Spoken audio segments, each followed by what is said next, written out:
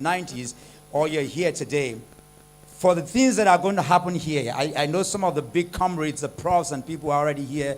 Today will be one of the most important timeline in our nation's history. So if you're here, it's important to pay attention. And I'm very excited because there are a lot of young people here today. And so, to the patriots of the new Nigeria, and to those torchbearers of the new dawn, to those who are here today, who have declared that a new Nigeria is possible, I need you to know that here today is not going to be business as usual. We are here on the backdrop and on the emblem of justice, of truth, of equity, on a civic courage.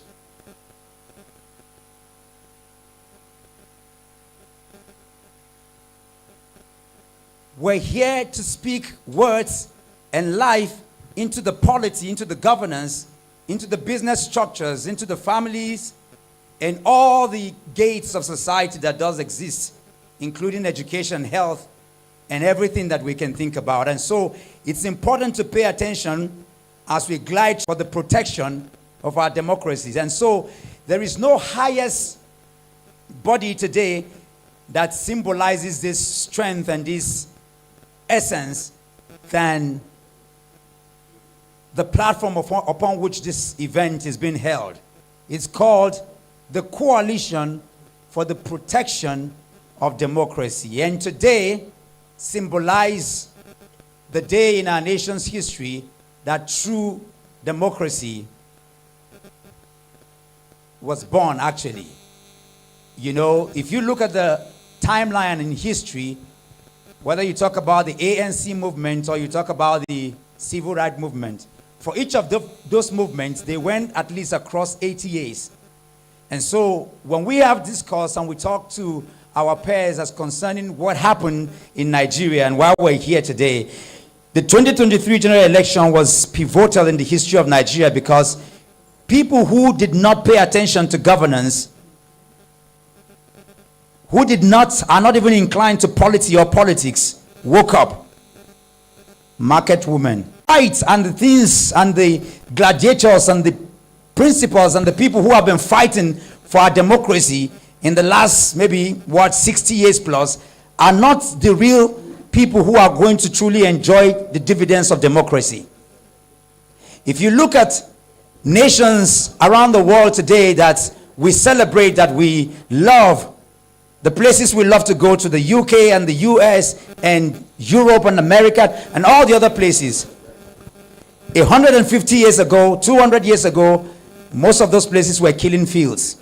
I say that to encourage us as a people because what has been ignited in 2023, heralded by the majority of the people that I see here today, does not need in any way. Actually, you won. Actually, we won. Democracy actually won. And that's why when you look at what is happening now in our nation with the trajectory of things, we actually have never come this low where the decency of the democratic ideals or the value systems that we hold there are completely blurred because, like they say, it gets really dark before it's dawn. And so today, we live in a nation where people are actually given ministerial position for their ability to snatch, grab, and run away with ballot boxes. As a matter of fact, I'll give you an info. If you want to be an ambassador, begin to insult certain people. Insult them. Call them. Your mama, your papa, cockroach, God born you. Insult them. The ability to be able to insult people and abuse them can fetch you an ambassadorial position. It looks like a joke, so I don't envy this generation. Because at least for me, and for those of us who are a bit old, there are a clear lines between what is right and what is wrong. And so when you get to a point where you cannot see clear lines, people who have no history, people who have no name, people who you cannot point anything to are taking place. I mean, in a normal setting, people who should resign and go home out of shame have now become emboldened. And they even dare to say that a gathering like this is not even one that is worth it. This is where we are. but it tells you that it's just about done. And so tonight, don't let me bore you with, those of us who read PhDs who just talk a lot of rhetorics. But to defend democracy, the blood, the guts, the sweat of certain heroes will have to go down. And heroes are not necessarily by age or by status. It has to do with people who will rise up to hold the torchlight, because our founding fathers, though different, Dr. Nnamdi Azikiwe was about the oldest. He was about 40 or 41. Ahmadu Bello was much younger. Pa Awolowo, they were all in their 30s. So they were within this age bracket. When people say that, no, Nigeria is just, no, they fought. Between 1950 and 1960, there was a lot. It was Nigeria's choice to be together. Nigeria didn't just happen. They came together. Yeah, the reason they came together might be weak, but it was a decision that was made. A lot of conferences and a lot of fight, and they decided to kick out the white people and give us a democracy. When you read the books, I'll just cite one example to tell you how things have been really pulverized in our system. I've had debates with professors who didn't know. When you hear words like Nigeria is just a mere geographic expression, who do you refer that to? That is the most skewed, wrongest expressions that have been ascribed to a legend like Pa Awolowo.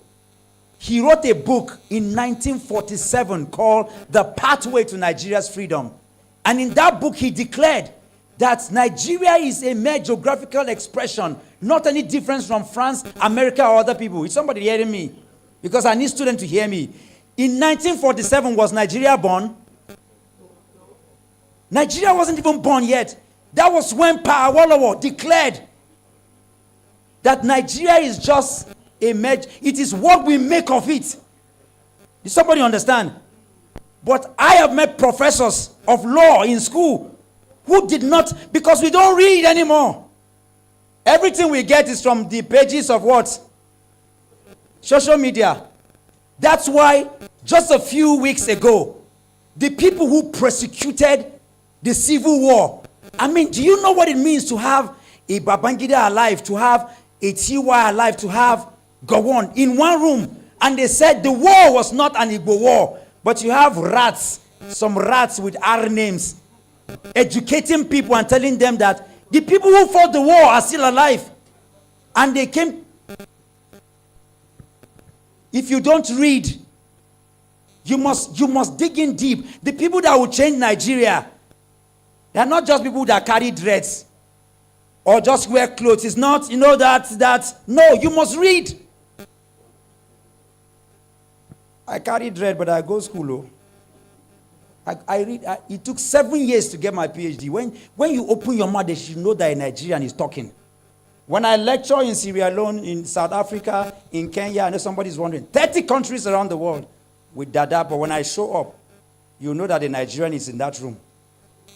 Now, you must read, because we are the ones to debunk all the nonsense going on social. But you have to read.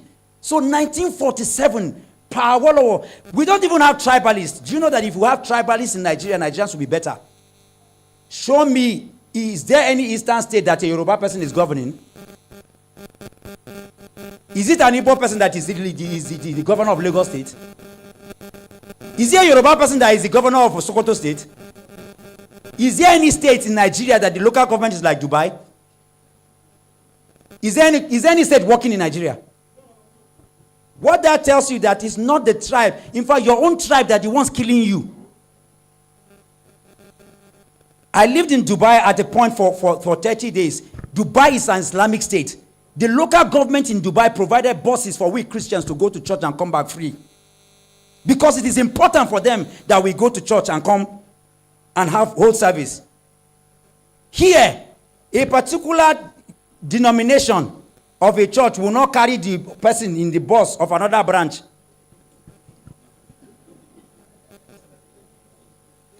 And so, as I leave you, I want to tell you that if Ifeanyi does something to Tolu, don't say Igbo did something to Yoruba, because there are 1 million Ifeanyi that are good. If Shehu kills Tunde, no, it is not Fulani that did that. Is somebody get what I'm saying? We must hold individual people accountable. And I'm not saying this to patronize. Do you know the way P2B won Lagos? It is because Yoruba people voted for P2B. But the people who want to destroy us because we know they read, they want to quickly. Do you know the gap that he gave him? Let me give you an example of the gap. The senator of FCT, they cancelled all the results from all the other places. Amak alone still gave Aduda like 1 million gap. That is how much the last election was won. You know we're talking about democracy today, right? And so I would like to bring somebody up to talk to us. While democracy should be a government by what? For the people and by the people. Is that what we have today? Somebody will help us tell that story better as we journey in this, But it's good.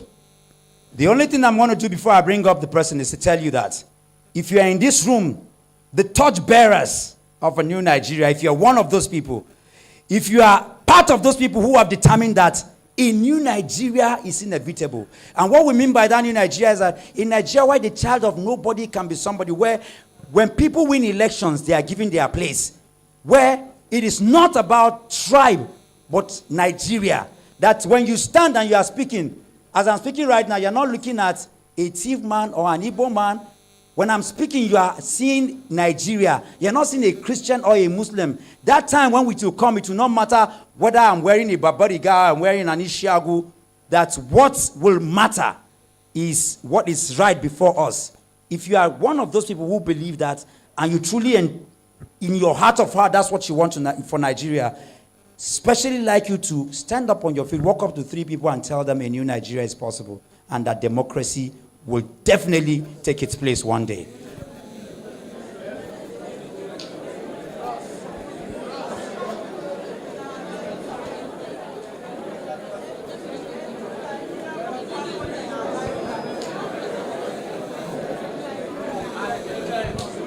Thank you, sir. Oh yeah, it's possible. It's possible. A new Nigeria is possible. A new Nigeria is possible. All right, that being said, thank you. Please, a new Nigeria is possible. Absolutely. A new Nigeria is possible and democracy will take its place. But I welcome somebody to help us. Where are we truly in democracy in Nigeria today? Ladies and gentlemen, an icebreaker in this event. Help me welcome the one and only Mama P. I bet I'm gonna me ginger now. I feel like for it, Trendybeats.com. electricity. I'm on a different gear. At least when you finish, you be called the comedian. Good morning, trenches. Okay, we are so behind time. I'm not used to this luxury lifestyle, but since I've been invited to do it, I will try. We are all going to have to do it together. Please. So if I make a mistake, you just correct me from the crowd. That's how it's going to go. We have to start today with opening prayer. They say for Nigeria, hard work and the pain a lie. You need prayers, because if you do hard work and you try to be careful along the line, you will realize that Nigeria will happen to you. So don't fall for that Western phrase of no need for prayers. You need prayers. We need prayers before the ceiling. Now, I don't know if you've seen the new trend of ceiling falling. So you see, we need prayers, or the NEPA will take light, or something will happen to the electricals. We'll have to call on a Christian personality, the person of Reverend Father Samuel Tavihi, to come and help us with opening prayer, and also to acknowledge cultural balance. Someone from the Islam, Mr. Ibrahim Gwagwa, just after Mr. Tavihi, might have led us in opening prayer. Please, a round of applause for them as they come on stage.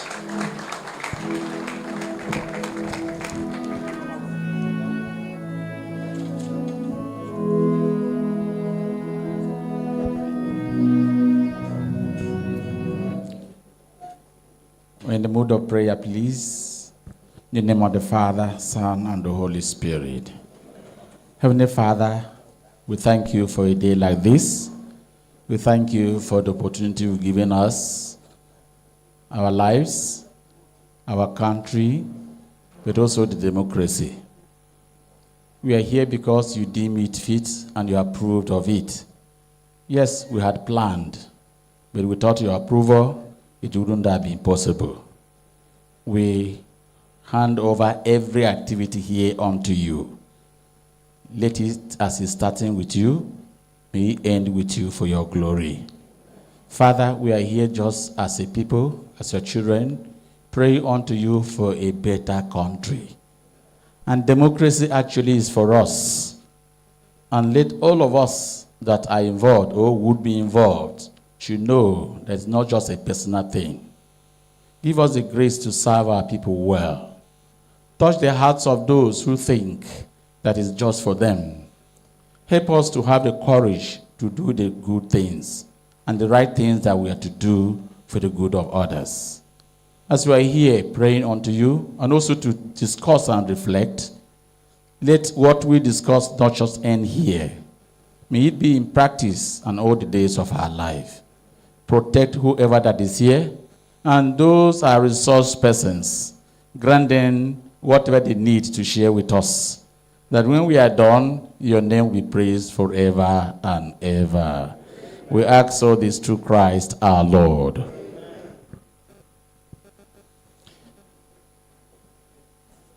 Thank you so much. Please, a round of applause for him.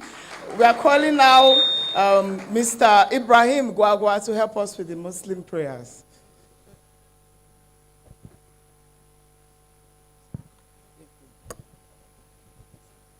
As-salatu ala nabi al-kareem. Allahumma salli ala Sayyidina Muhammad wa ala alihi wa sahbihi wa sallim. Bismillahir Rahmanir Rahim. Allahumma ya man biyadi man fatina asrarul ghuyub wa man shabiha an asrarul ghuyub as'aluka taksafil min kulli hilm malmum kullu mahakkum wa awtati ratibi batin mafhum ya hayyu ya qayyum as'aluka atusalli ala samsu al-arfu wasmaika wa musayyiru ataifu asraruka shaydina wa maulana Muhammad sallallahu alaihi wasallam wa ala alihi ala asfiyai wa sha'bihi ala tikiyai wa antu alim jamba kulli shay yama biyadihi malakutu kulli shay innaka alayhi hakimu alamun alim ya alim ya alim alaman insan ma lam ya alam alaman insan ma lam ya alam alaman insan ma lam ya alam. We give glory and thanks to God Almighty Allah for not only the opportunity, for not only the chance, but for giving us everything, including accept all our prayers. In the name of God Almighty Allah we pray. May God Almighty Allah will grant all our requests. In the name of God Almighty Allah. Subhana rabbika rabbil izzati amma yasifun wa salamun ala al-mursalin walhamdulillahi rabbil alamin. Sallu ala nabiyil kareem. And everybody says, Amen. Like I said, we need prayers in this country. How can the President of the Federal Republic of Nigeria cancel his speech on Democracy Day? You know, I'm so careful not to say something that will make them carry me in this space. But it is so weird. I need all of us to sit down with the hope of a better Nigeria. Whether you like it or not, we are at war fronts in this country called Nigeria. Yes, it might look like we are all at peace, but you know within yourselves that we are not at peace. A lot is going wrong in this country. Usually, by this time, no matter how useless we feel the president is in this country, we look forward to his speech anyways. What would he come and say? He should just come and say. Just say something. Nigerians, just tell us something. Tell us how long we have to wait to see electricity. Tell us how long we have to wait for you to feel security. Tell us how long we have to wait for you to do roads. You know, just say something. Lie to us. We are listening. But for the first time, I've not heard any lies, and I miss it. It's weird. I'm going to have to introduce my co-anchor, Ambassador Lillian Slick Ukoha. She's a very pretty lady. Please, a round of applause for her. She comes on stage. She's an elegant woman, extremely intelligent, a host par excellence. Yes, please clap for her. Clap for her. So she doesn't change her mind. Thank you so much. Welcome, ma'am. Did you stop clapping? No, they didn't. All right, thank you so very much. Thank you, my darling Mama P of the Mama Piest. Thank you so much. Yeah. All right, so thank you, ladies and gentlemen. We will just about start again to establish the protocol. First, I'd like to say thank you for sitting patiently. Thank you for smiling nonetheless. If you were not smiling before, this is the time to smile now. Hallelujah. Yes, thank you. So, a new Nigeria is what? I'd like you to put emphasis on the P and the O. A new Nigeria is what? Possible. Thank you very much. So, without wasting further time, let's go ahead and establish the protocol that some people can now come and say, I'm standing, I'm resting on the established protocol. All right, so we'll start. Of course, we know that His Excellency, Mr. Peter Obi, when I say that name, just please clap for. Thank you very much. So we'll be having in our midst, he's around and anxiously waiting for the right time. He'll be joining us shortly, Mr. Peter Obi, the former governor of Anambra State. He doesn't need introduction, actually. So, but let's still do. And he was, of course, the presidential flag bearer for the Labour Party in the 2023 election. And he's the main Baba of today's gathering, outside of God Almighty. And of course, we want to also recognize His Excellency, Governor Bala Mohammed, ably represented by Professor Udenta O. Udenta. And I would like him to please come to the podium at this point. Keep clapping until he gets here. A representative of a governor is a governor. So, Your Excellency, you're welcome to the podium. And of course, also, we will be having right here in our midst with us today, distinguished Senator Nenadi Usman. You can clap. Once she gets here, we'll definitely welcome her to the podium. And we have one of the women in Nigeria that I have a lot of love and respect for. And I'm just having the privilege of meeting her face to face for the first time today. I didn't tell her, but I admire her a lot. You should know her because of the role she has played. She's none other than the delectable Miss Annkio Briggs. Auntie, I'd like you to please make your way to the podium. Please, let's keep clapping. Keep clapping till she gets here. Auntie Annkio Briggs, she is a human rights activist. She's actually an environmental and human rights activist. Keep clapping. Isn't she beautiful? She's smart. I bet you, youth, watch her steps. I bet you she will beat you to any race, any day, any time. Auntie, you're welcome to the podium. And also, we will go ahead to recognize the presence of very distinguished guests. Before we make welcome the national chairman to give his opening remarks, we would like you to know that this list will be, from time to time, we will update it with the names of these people as they appear, as we see them. But today, right here in our midst, we have, in no particular order, by the way, so forgive me, we have in our midst Dr. Yunusa Tanko. Please, sir, can you take a bow? Dr. Yunusa, you already know who he is. If you say obedient movement, the next thing that comes to mind is who? Yunusa Tanko. Say it again, sir. They didn't hear you. Respond. Thank you. Obedient. All right, so we're going on to recognize my brother, my friend, my ally in the struggle, a man I have a lot of respect for. He is none other than the BOT chairman of COPDEM, the Coalition for the Protection of Democracy. He's also the national convener of P2B Support Network. Barrister Daniel Elumba. He doesn't like to come forward anytime, but he's around here. So thank you so much for that. And of course, we have one of our own. Mazi Tochukwu Ezuke. He is somebody that I just met for the first time yesterday, but I've known him for many years. And he's a man of integrity. So I have the pleasure and honor of announcing the presence of the founding member of the Obedient Movement and also the MDC of Njenje Media. You would have been reading news online and you see Njenje Media. He's the giant behind that outfit. He is Mazi Tochukwu Ezuke. So please, can you take a bow? All right, that's him there. Handsome Mazi Tochukwu Ezuke. And of course, you already met him. But it will not be said that I took this microphone and I did not say his name. Dr. Mo, you need to stand up again and take a bow. Everybody knows you already introduced yourself. But because you're already on the protocol list, we still have to go ahead and call you. And we have also some other dignitaries that we'll mention as we go, like I said.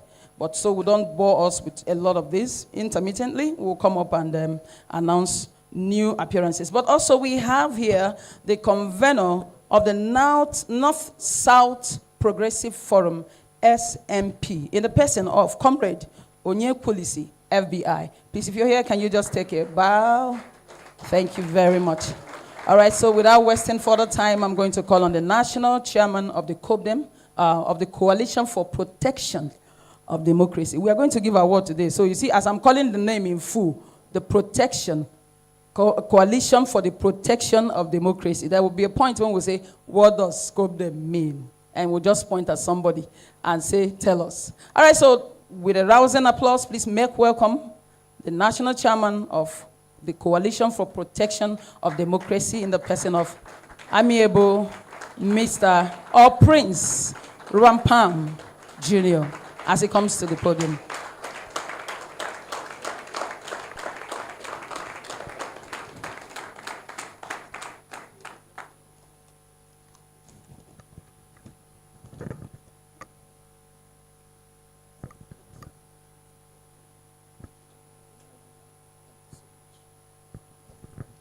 Please, a round of applause for our MCs, Ambassador Lillian Slay-Kokoha, and the other I think it's Mama's T, they call her.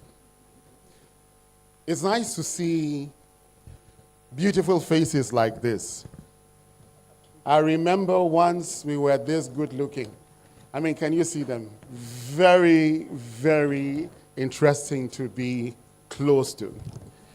This is the time that we shape our minds either to become assets to our country or liabilities.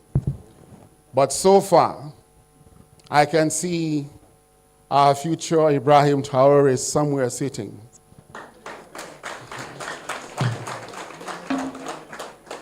I can see resolute mindedness from the flare in your eyes of the Nelson Mandelas here.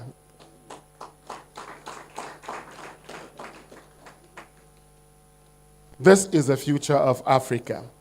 We pray that in your generation, we pray that starting from today, we pray that at the end of this gathering, Nigeria begins to go back to being the giant of Africa. So permit me to say, I can see our DG of Big Tent, Alhaji Abdul Karim. You're most welcome. It's a pleasure having you around. He'll be one of our speakers for today, hopefully. Well, distinguished guests, esteemed speakers, respected elders, comrades in the struggle, and the vibrant youth of Nigeria. on behalf of the Coalition for the Protection of Democracy, COPDEM, I welcome you with deep appreciation to this historic gathering, the new Nigeria National Youth Summit 2025. For us in COPDEM, this is a rallying point, a convergence of purpose.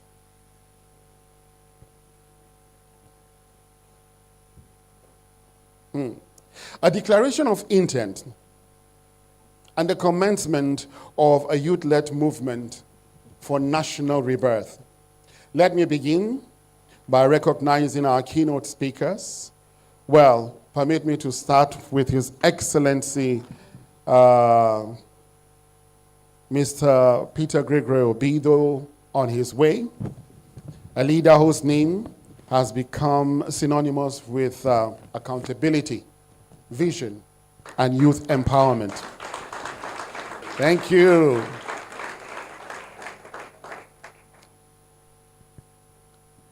We also honor His Excellency Governor Bala Mohammed, who is ably represented by Professor Odenta. Sir, you're welcome. Seated next to him is the fearless voice of the Niger Delta. The first time I heard her speak, I had goosebumps. Never sparing punches when it comes to standing for the people of Nigeria, and particularly the Niger Delta people, who have been under quite some pressure. Please permit me to welcome Annkio Briggs. Annkio Briggs, madam.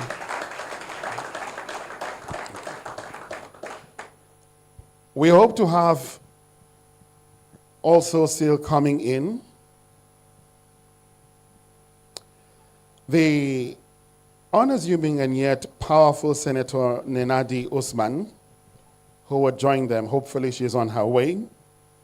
Our panel of visionary elders seated by my right there, experts. I say thank you for answering this call to serve. Thank you very much once again.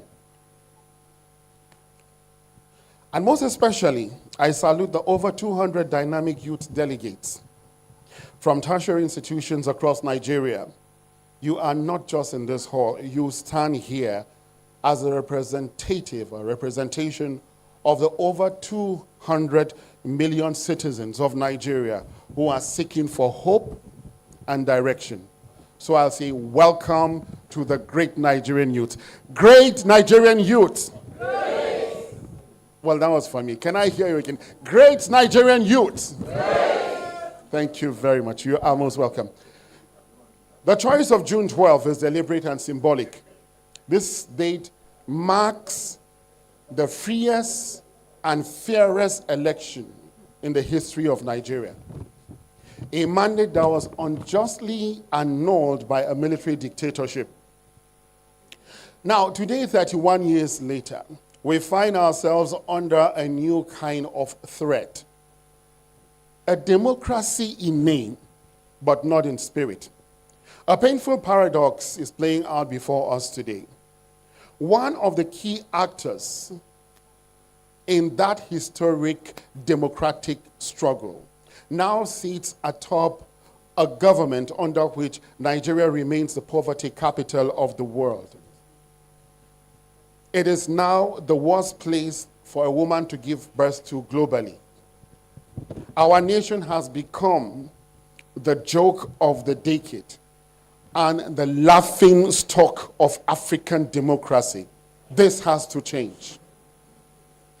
And we are drifting perilously towards a one-party state, which is, in effect, a dictatorship. So this summit is our response to a national emergency. Over 70% of our population is under 35 years. But instead of being Nigeria's greatest asset, they are treated as liabilities, unemployed, underemployed, and sidelined. Youths are used during elections and discarded thereafter. When they speak up, they are ignored or punished. You recall August 2024, when the youth came, stood up and said, we need good governance. Within the first 3 days of the protest, 20 youths were already gunned down with bullets that were bought by their taxes and the raw materials from beneath their feet in their own fatherland. It is a shame and unacceptable. Ladies and gentlemen, so what do we have? This has bred despair, cybercrime, drug abuse, and growing apathy towards national development. Now, something has to be done about it. As long as the economic destiny of our youth is in shackles, as long as there is no clear path to encourage and make a corridor for our youth to start being economically independent, to have their own resources, to become giants financially, democracy will remain fragile. And our future, collectively, will be most uncertain. At COPDEM, we believe that we do not fight poverty by songs of lamentation, and we do not defeat a dictatorship with silence. Our solution is bold and clear. Redirect the energy of such an unacceptable and outrageous reality that we found ourselves into the creation of enterprise. And by enterprise, I mean youth-driven enterprise. For if the 70% of Nigerians are engaged in financially viable activities and income-generating activity, then it means 70% of Nigerians are free financially. And that is when Nigeria begins to become a free nation. So as I wrap up, well, that is why we have convened this summit under the theme, attracting diaspora investment, pulling Nigeria out of poverty, and transforming into a global economic power. This theme is not just merely a theme, it is a blueprint for our national recovery. We are here to connect local innovation with global capital, to push for policies that treat youth empowerment as a key national security strategy. With over $23 billion in diaspora remittance annually, imagine the transformation we would experience if a fraction of that $23 billion is channeled into youth-led enterprise, agriculture driven by youth, technology driven by youth, creativity, and smart manufacturing. What a beautiful country Nigeria would be. We hope that at the end of this interaction, we would have kick-started transforming this theory into a movement. When Nigerian youths are financially independent, they don't wait for handouts, they create opportunities. They don't carry placards for rent, they carry visions that build nations. They don't worship power or those in authority. They hold those in authority accountable. Why? Because they are financially free and don't depend on handouts. Imagine a new Nigeria where the youths are producers and not just prime political puppets, where they sit at the table of policy making and policy formulation for the country, not on the fringe of broken promises made on podiums of political rallies and manifestos that don't actually manifest when power is given, like what we see. It's a pity. This is not a dream. This is our goal, and it begins now. So please, if you don't get anything, I would like all of us to remember this. A hungry youth will ask leadership for money, for food, for transportation, for rent, other necessities. But a youth who is economically empowered will ask the right questions and will demand for the right answers. Let's start making this possible today. Thank you very much. Please continue to down. Thank you so much, sir. Thank you so much, sir. Please, a round of applause for him. God bless you, sir.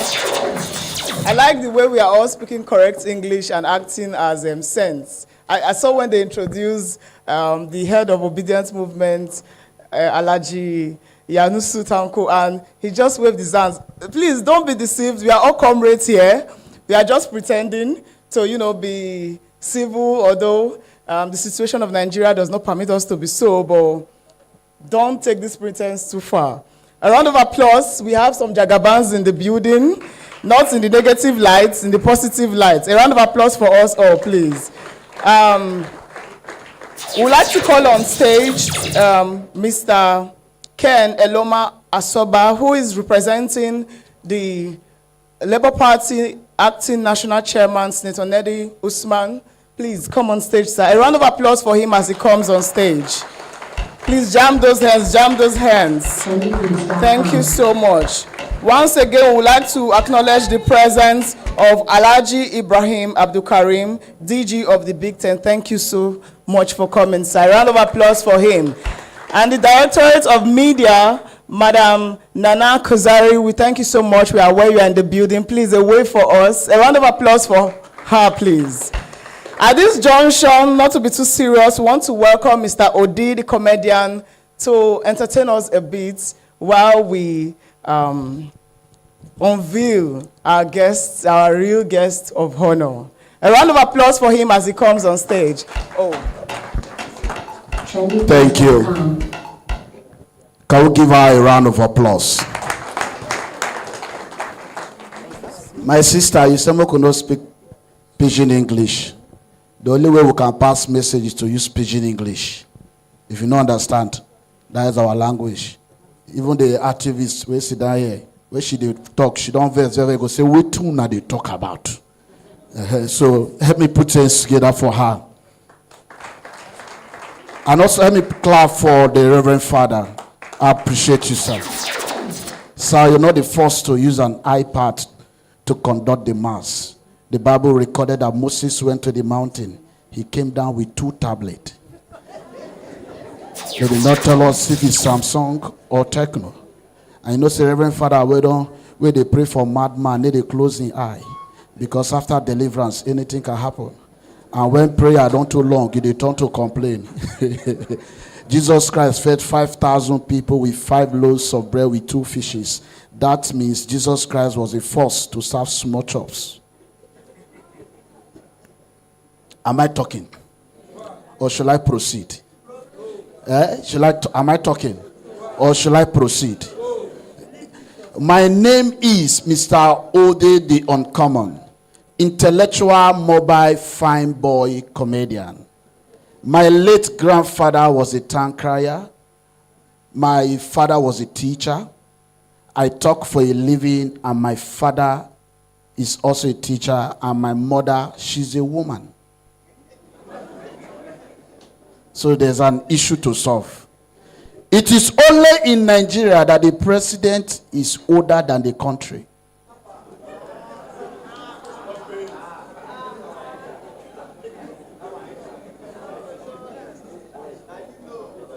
I know they feel we don't die already now. As we do like they will be human being, not be grateful. That's what we do now. Hello. It already for Chicken Republic now that they say goat meat. And they talk reality and they hide them. After they talk to Inasa, Ope the Opampi. Hello. If you say the war is a small place, wait, make contribution person, carry your money run. You will know that the war is not a small place. The worst exercise in this life is for you not to run out of cash. If you say nothing lasts on earth, try to use Aboki perfume. You will know that something lasts on earth. Papa, where old school fees need to attend PTA meeting. What do you want to do? What do you want to talk? Person where no interest for occasion, decoration need to find for your eye. Now you go first complain, say this marriage no go last.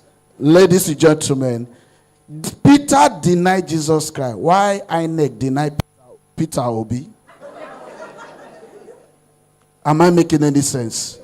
Ally not. The man was celebrating an icon, a political leader, a political agent changer, is here in our midst. Can we give a round of applause for a man that is still standing strong, Mr. Peter Obi? Please, can we give him a round of applause? Yes. Let's celebrate it. Let's stand up and give him this honor for the fight that he's fighting, for we to have a better Nigeria, for a possible Nigeria. Can we give him a round of applause? Let's celebrate him. Thank you, sir. We celebrate you. Thank you so much. You can have your seats. Thank you. God bless. He's a man of simplicity, so he's sitting behind.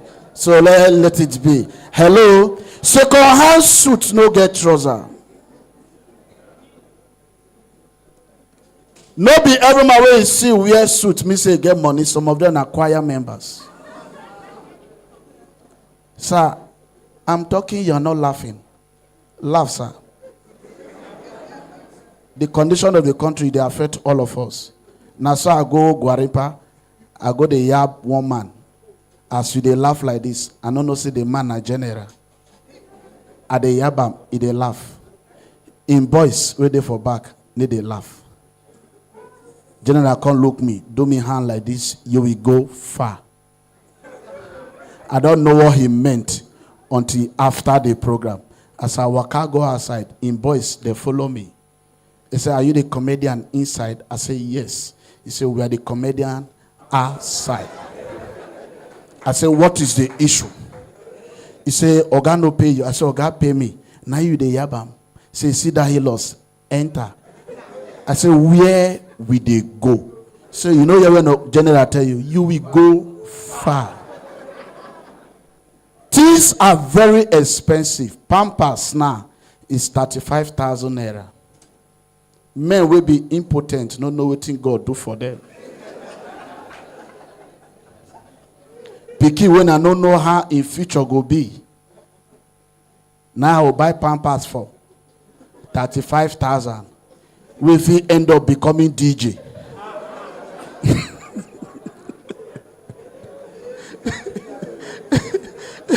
DJ na joke the joke. No take am serious. Mama, if you want laugh, no they pretend to say you want laugh. Help me clap for all the women that are making impact in Nigeria. Help me celebrate them.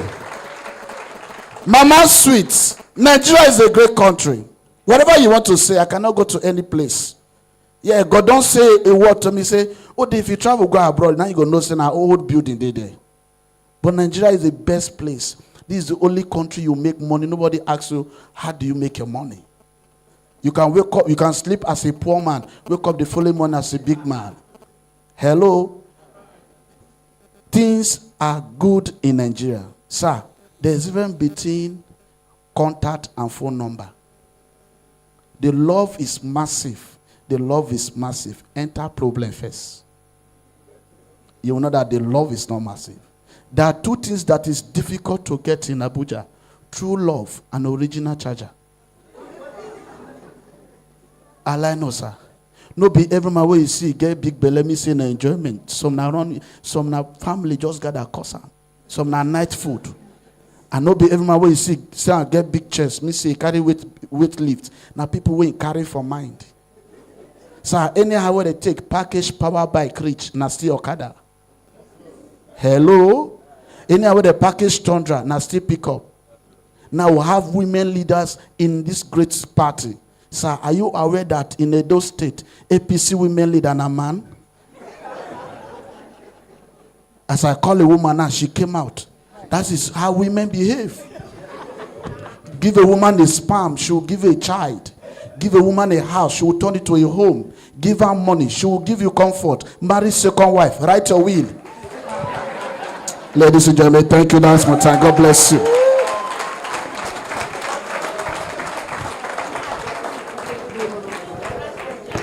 I certainly loved it. And so if you loved it as much as I do, please put your hands together one more time for him. Thank you so much.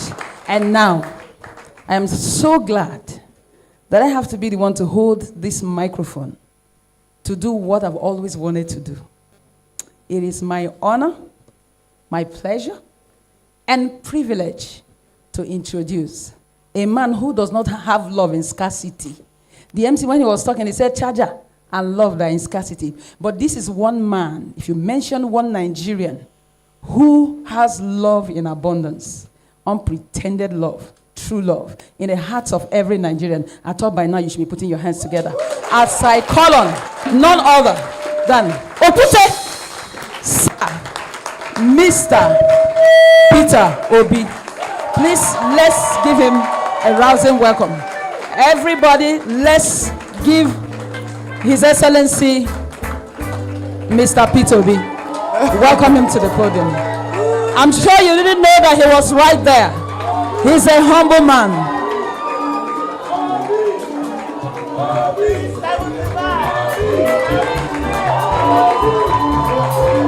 Let's celebrate grace. Let's celebrate grace.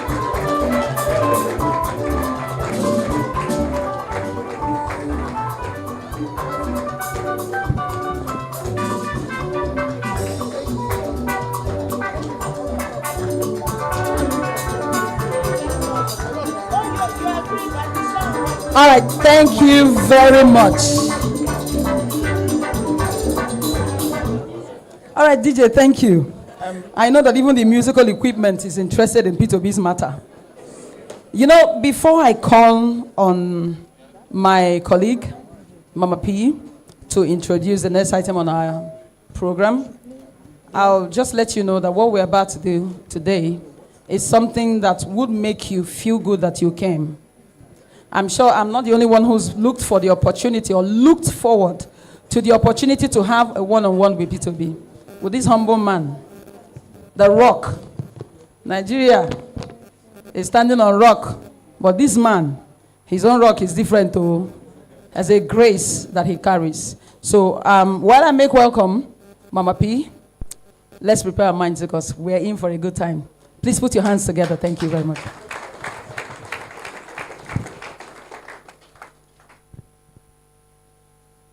Okay, Mr. DJ, you know, when you played that song just now, I'll have to correct it on mic. It felt somehow.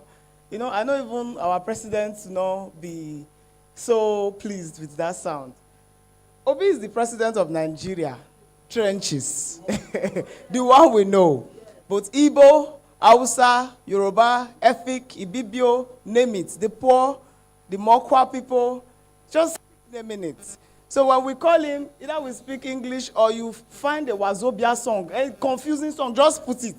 That is how we keep confusing our enemies. So please, a round of applause again for Mr. DJ and the incoming president of Nigeria. Yes. By his grace. I prize to say that this man over here gave me hope. I say it all the time and people think it's content. No. Just before he came on board, I was truly hopeless. In my heart, I just said, oh, whoever goes there, as long as it can't be this bad anymore, you know. And from nowhere, God sent a savior. And that's how I see him. He might not be all perfect, but to us, he's 100% perfect. To the Nigerian politicians, he's better than their best. I know that most of the politicians in Nigeria these days see him as a role model, though they will not say it, but they all look up to him. Please, a round of applause again for the man who has dared to be different.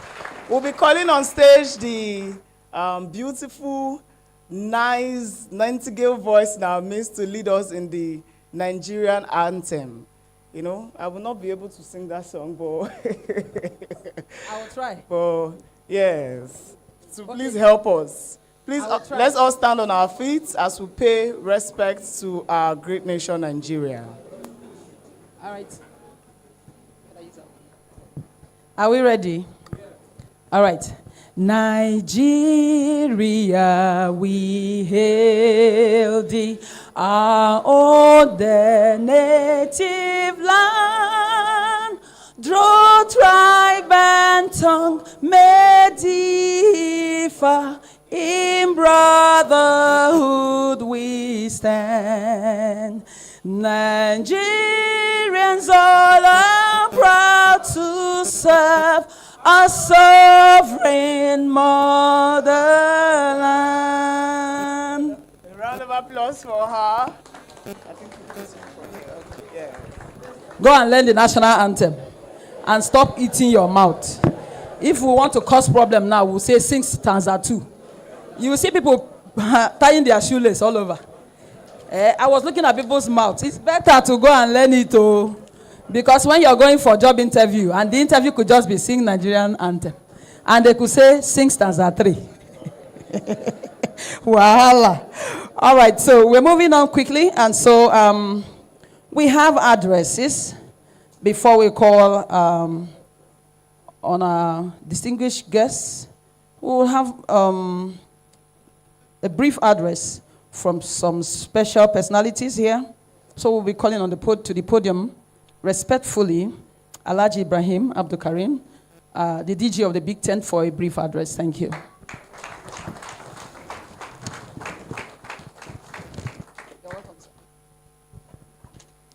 Thank you very much.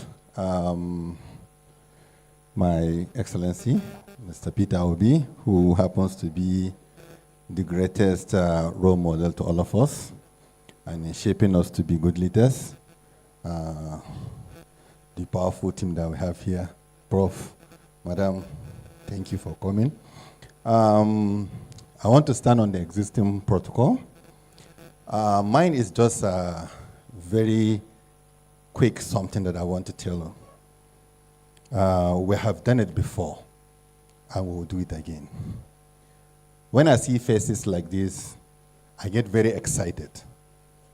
We don't have to get all the big names and all the people that we think will help us.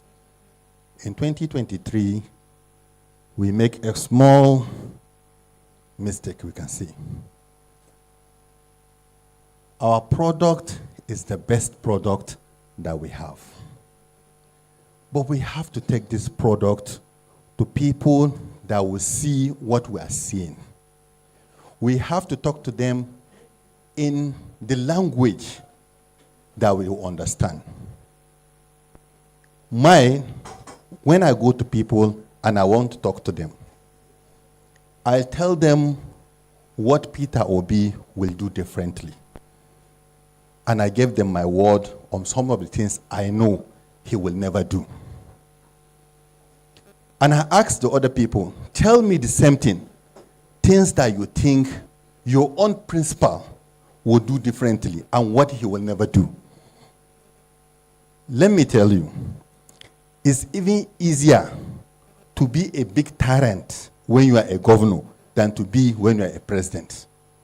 Because as a governor, you deal with your local government and the people that may be the same religion or the same tribe. As a president, it's mandatory upon you to get at least 37 ministers that come from different parts of the country. That one is constitutional. So if somebody will be a governor and showcase his best as a governor and refuse to be a tyrant and refuse to steal as a governor, because in my place, I came from Sokoto.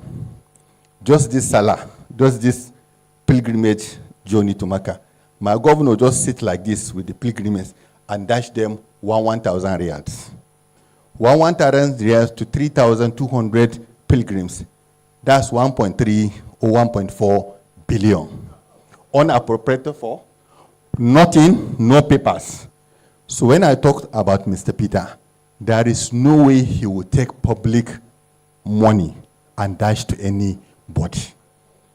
We are not talking about 1 million. This one, I'm talking about 1.3 billion on just a sitting like this that would add no value to Anambra State, for example, or Sokoto State, as we are referring to. And you take one. And I talked to you today in Sokoto, there is no water. So when I go to television, what I tell people, and what I want all of us to be doing is that we tell them what he will never do. He promised somebody that I will not steal money from Anambra. Ask the person that they are parading for you. Can you say the same thing about that person that you want to vote for? He said, I will not allow my wife to be a first lady, and I don't want my children to join me in this government because they are not the one that are voted. And he passed through a governor, and he didn't do the same thing. Ask that person Ask that person that you are talking about. Ask him. If he has obedient movement and has 6 million votes, and he been rigged on election day, and his people are telling him, come out, let's burn this country, and we say no, ask his own person, will he say no, or he will burn the country? These are some of the things that if you look at, it's clear, showing that you need somebody that directly needs the development of people. And he comes to that place for a purpose. If I ask you here, anywhere, any person that is in this hall, if you are somewhere and they said, our new president is Mr. Peter Obi, and somebody rush into your room and tell you that Peter Obi has bought a brand new jet, who among you will argue? What will you say? Because this is his character. People knows him. They know what he can do. If somebody comes to you and tell you that he bought a new wristwatch of $320,000, what do you say that person? When you said that the media comes to him and he hide, he says he's not going to deliver democracy day speech, will you agree? So know people by their character. So when they are asking you, this is the person that we want to put forward, on coalition or not coalition, ask them, what is their antecedent? Who is that person? When we brought Buhari, I'm part of them, shamelessly carry Buhari all around without even certificate. We don't show anything. But we tell people that this is what we believe, this is what he can do. Prof is my neighbor. We stay in the same hotel, Immaculate. He is always down. We charge, he charge. He tell us the truth, we say, no lie. We must bring Buhari. He say, bring record. We don't have record, but it's Buhari. I now realize now that that's not how it works. What it works is that you bring your evidence. Once you said, this is my candidate, know your candidate. Carry what you know. You can hold to your chest. Somebody said, there is no cabal in the villa now. That's what we need now. Mr. Peter Obi, you cannot be a psychopath around him. Anybody that works with him, from Anambra, even before he became governor, you can't be a psychopath around him. He don't need your yes, sir. What he needs is guide him and do the right thing. Thank you very much. That's fine.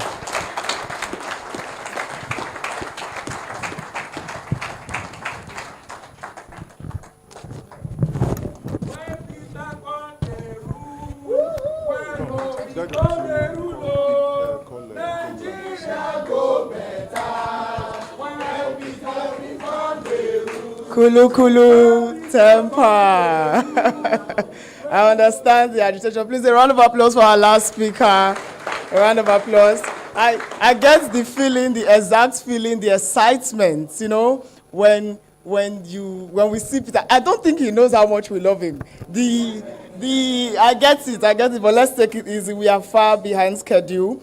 Okay, thank you so much for that wonderful speech, sir. Yes, and you know, I picked it when you said he doesn't like sycophants around him. And I think if our leaders, the leaders in place right now, had real people around them, guiding them to do the right thing, we won't be in this much of a mess. Right about now, we'll be calling the next speaker, convener of the SNPF group, Comrade Onyekulisi FBI. I'm so sorry for pronunciation. Please, a round of applause for him as he comes on stage.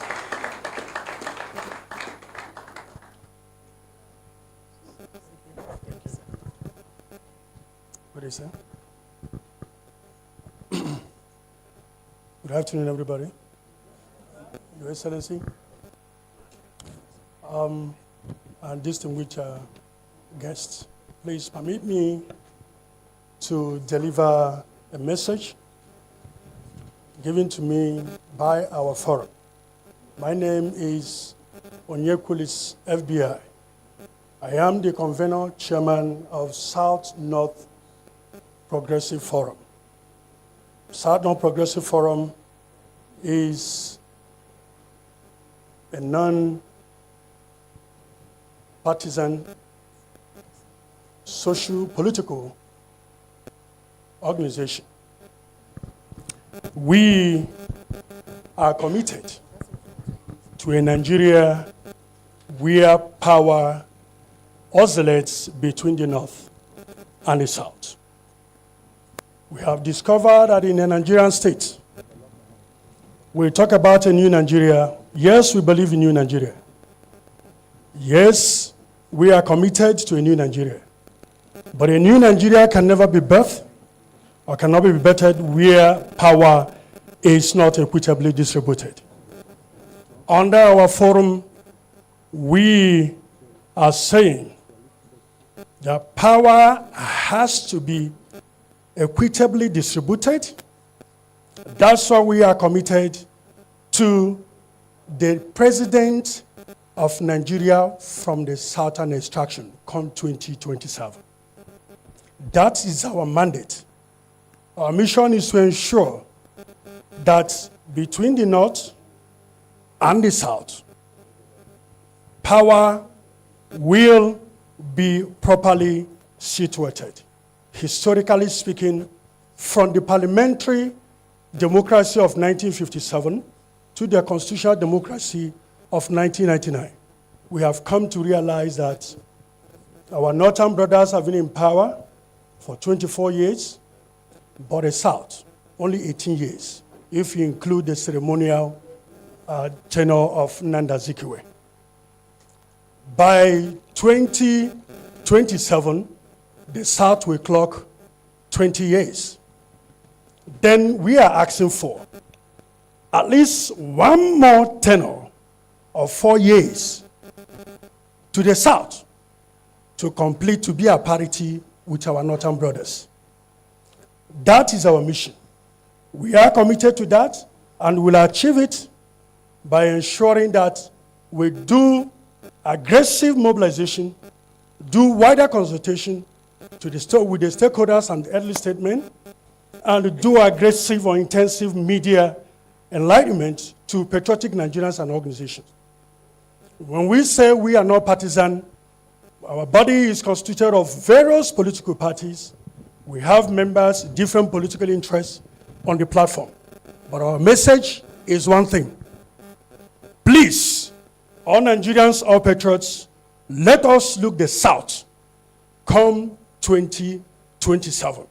We are calling, using this medium to call on the coalition members, the purported coalition and all the political parties to please zone or seat their standard bearers to the South. When this is achieved, let Nigerians now choose their leaders based on informed choices. That is the message. That is what we are looking for. The new Nigeria can only be possible where we have equality in power dynamics. A new Nigeria can only be possible where we have equity, fairness, and justice. A new Nigeria can only be possible where peace and harmony reigns in our national development. This is our message, and that is what we believe in. We call on Cobden, while we appreciate, thankfully, the organizers and the sponsors of this particular organization or this event. We are looking forward to partner with all organizations, all patriotic Nigerians, to make this bold statement to ensure that we enjoy peace and stability in this nation. Thank you, and God bless you.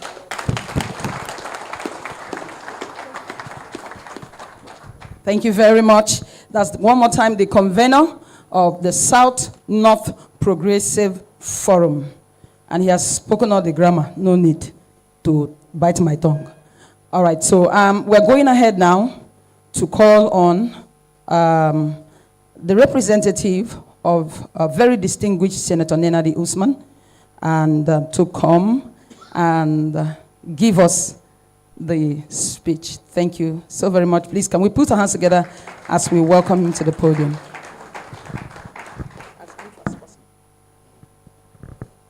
Thank you. The leader of our great party, His Excellency, Mr. P2B. I'm glad to be on the same table with you today, sir. And I must thank the national chairman for affording me this opportunity.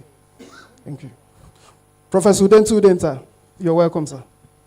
Mrs. Annkio Briggs, Miss, you're welcome, ma'am. Thank you, ladies and gentlemen. I am not here on my own accord. I'm on a representative capacity to represent the national chairman of Labour Party, distinguished Senator Esther Nenadi Usman, who until 30 minutes ago wanted to be here. Anybody who watched when I came in here, I came in pretty late because the single senator never wanted to miss this occasion, especially knowing that the leader of the party was going to be here. But something abruptly came on, and there was an urgent family emergency that came up, and she instructed that I represent her here. So the next voice you're going to hear after this is that of the national chairman of Labour Party. Thank you.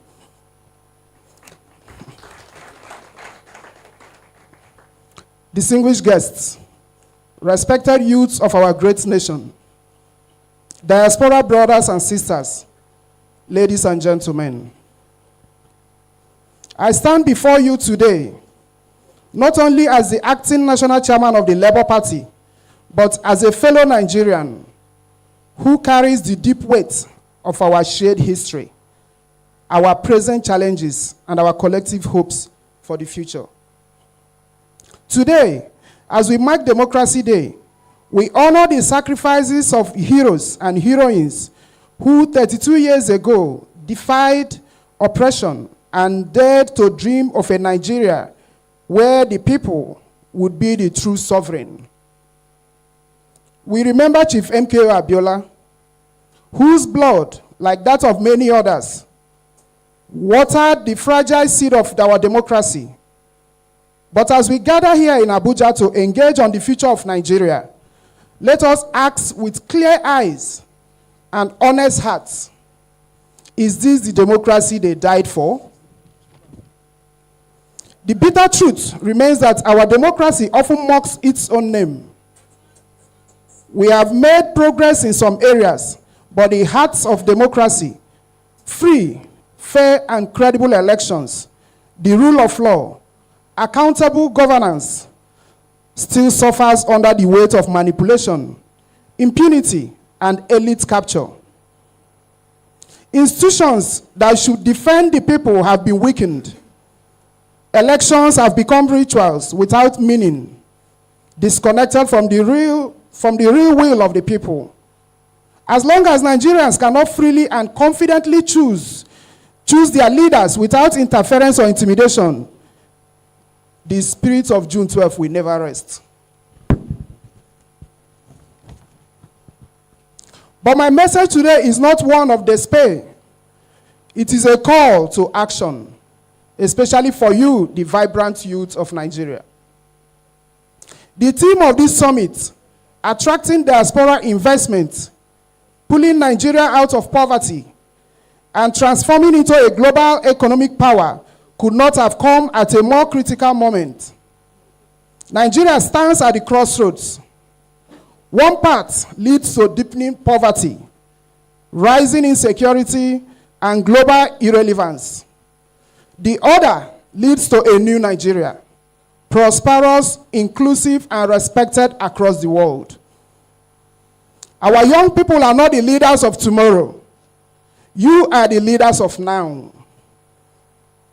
The energy, innovation, and resilience of Nigeria's youths are our greatest untapped assets.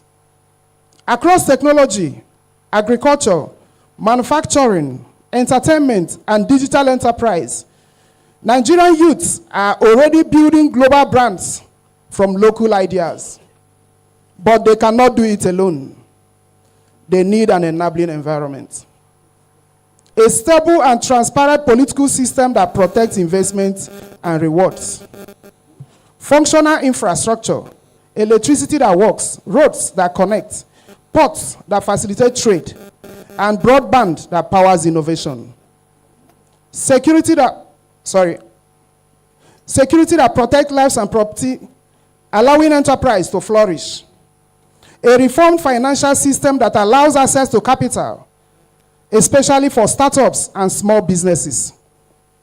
Our diaspora community, successful, skilled, and deeply committed to Nigeria's progress, is eager to invest, transfer knowledge, and build bridges. But they too are watching. Without political stability, without credible governance, without the rule of law, diaspora investment will remain cautious. The Labour Party believes profoundly in building this new Nigeria, where government is accountable, where leaders emerge through the clear voice of the people, where youths are empowered to create wealth, and where Nigeria rises from being a land of potential to a true global economic power. Let me say this to the youths gathered here today. The struggle for economic transformation is inseparable from the struggle for democratic consolidation. We cannot have one without the other. If we are to attract global investments, we must first invest in the integrity of our democracy. As we reflect on June 12th, let us not allow its memory to be reduced to mere ceremony. Let us make it a living call to action for free and fair elections, for transparent leadership, for policies that lift our people from poverty and create shared prosperity. In closing, I urge all stakeholders here, government, private sector, diaspora, civil society, and most importantly, you, the youth, to embrace this sacred duty. Nigeria's destiny will not be written by others. It will be written by us. The new Nigeria we seek is possible. And it begins with the courage to demand and to build a democracy that works, an economy that delivers, a nation that honors the sacrifices of June 12th, not in words alone, but in action. May God bless the Federal Republic of Nigeria. Thank you very much. A round of applause for him, please. Thank you so much. Please, a round of applause for him again. A nation that acknowledges the labors of our hero past. You know, many persons don't know that the INEC chairman was an Igbo man that was announcing the results that favored Abiola. I'm correct, sir. I know I wasn't born then, but I read it. And he was beaten up. He was from Agwata local government, Anambra State, and he was beaten up badly by the government of the day. Anyway, that's for School of Thoughts. Right about now, we'll be welcoming an environmental human rights activist, a woman par excellence, a role model to many, Ms. Annkio Briggs, for her short speech. Please, a round of applause for her.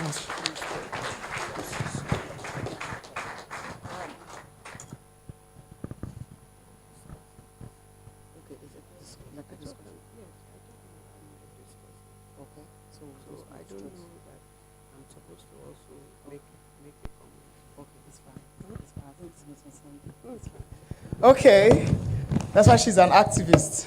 She'll ask you the right questions and activate where necessary. So right about now, we'll be calling the next representative of Governor. I'm so sorry, you know, I told you earlier we'll be doing this together. His Excellency, the person representing the Governor of Bauchi State, His Excellency Senator Bala Mohammed, to come on stage. Yes, Professor, I'm so sorry, sir, to come on stage and give a short remark. Thank you, MC. Your Excellency, Mr. P2B, Chairman of the party, ably represented, my sister, I salute you. The leadership and members of COPDEM, I bring you good tidings from His Excellency, the Governor of Bauchi State, and the Chairman of PDP Governors Forum, Senator Bala Mohammed.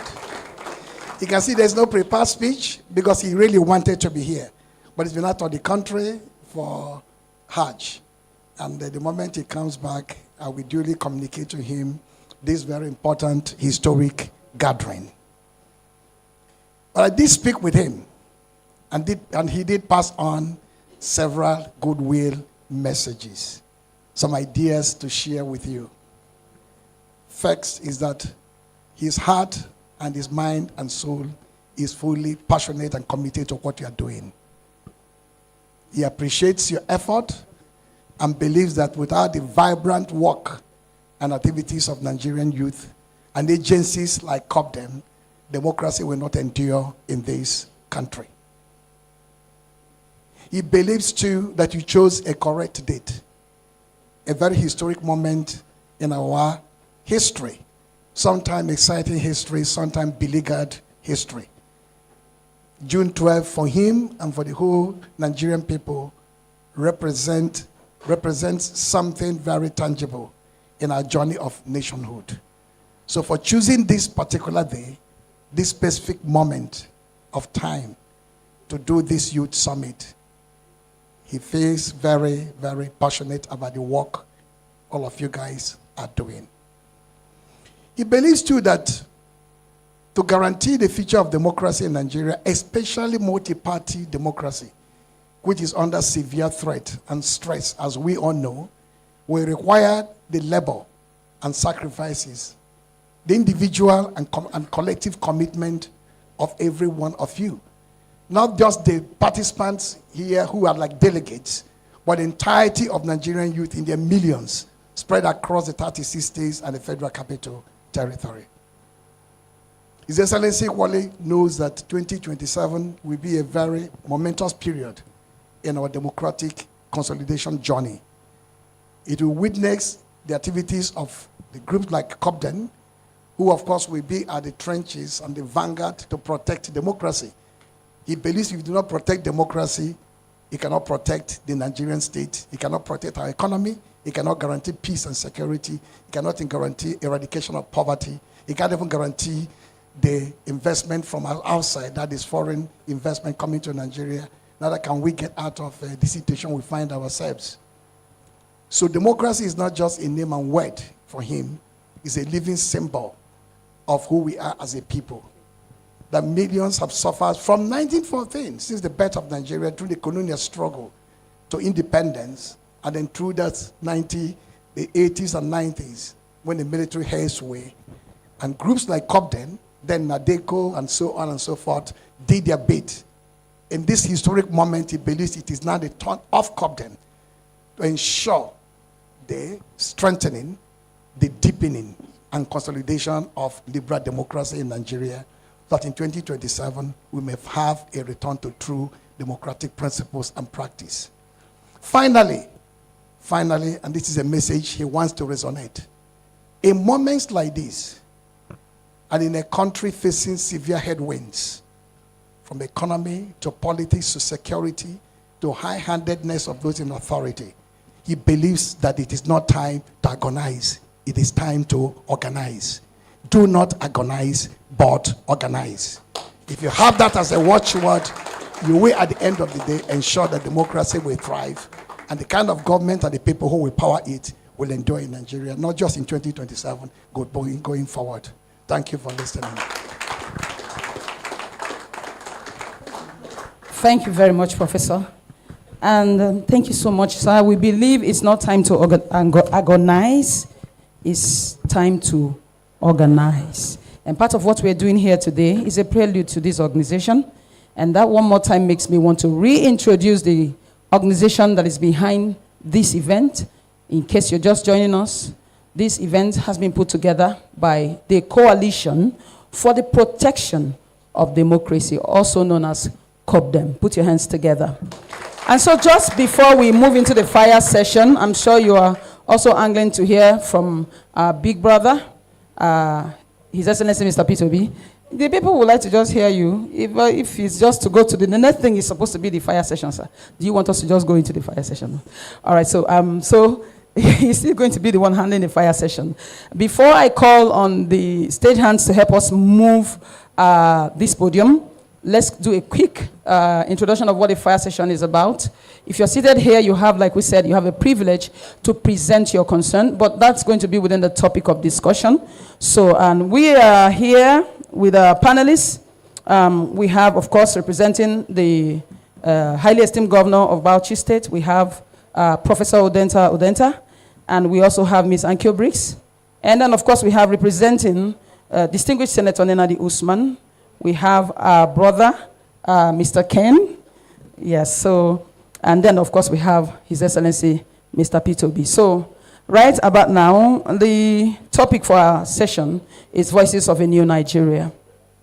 So we're going to be fielding questions from the youths and the students and anyone in the audience. And we're going to ask that you please be orderly. We also have people watching online, and in case you're watching online and you want to participate, you're free to send in your question, and it will get to us eventually.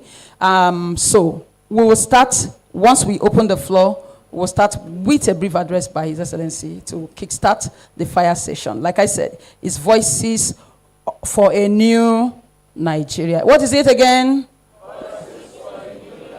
So add your voice. Thank you very much.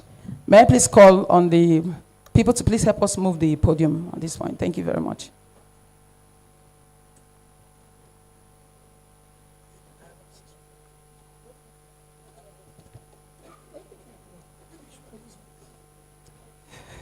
All right, so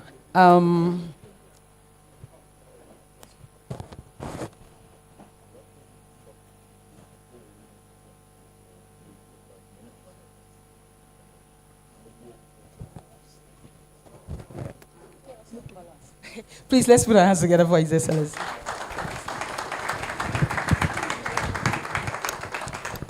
Your Excellency, the Governor of Bauchi State, being represented by my own dear brother, my dear sister, thank you for honoring this invitation. And our chairman, let me stand on other existing protocols. First is to most sincerely thank the organizers, CODEM, for this. You know, it's not too often that we want to gather for conferences in Nigeria. Gathering people for conferences is very difficult. So when I came in here and see this number of people, I was grateful. On a public holiday, when people should be looking for where they are doing ceremony, that people are going to eat, to be talking about conference stuff. So I thank you who are participating and everything. And I thank the organizers. I listen to what the governor has to say. It is time to organize. Time to organize. And organization is very important. Because if you're not organized, you will continue to go through problems like we are going in Nigeria today. So it is important. The interactive section will help us to listen to you, to learn. Whenever I go to place and they say that I should lecture, I tell them the job of those of us who want to serve is not to lecture but to listen. A leader must be a listener. He must be a learner, because it is the people that you are listening to. So for me, it is important that we listen to you. It's important that you ask those difficult questions and everything. And in your organization, as we go towards the next election, there is need for proper scrutinization and verification of those we are trying to vote for. That is where our problem is. When people come and talk to us, when people come and share us money, when people come and do the wrong thing, none of us is asking, who is this person? What is this person going to offer? What is his background? Like I've said before, we voted tribe, we voted religion, none let's vote competence, so we can start solving our problem. None let's vote capacity, so we can start solving problem. I have done today a broadcast, so I don't want to repeat it again here. I'm sure some of you have listened to my broadcast or have seen it in social media. Nigeria today as a country is not democratic. Let nobody deceive you. Democrats have a simple definition. government of the people, by the people, and for the people. None of these components is in Nigeria today. Democracy have a simple environment that works. It works within the rule, regulations, which shows that people to be voted for have some qualification. But here, people who are supposed to be disqualified, who are not competent to be, are the people in office. You can go on and on to show that it's not democratic. What still now, we now have government of lies and propaganda. So people tell you, for example, you now have uninterrupted electricity or increase in power supply. The only increase in power supply is increase in tariff. That's all. The more you pay, the more darkness you get.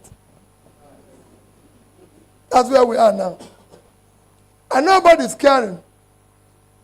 And our president promised us, if I don't give you constant electricity in 4 years, don't vote for me.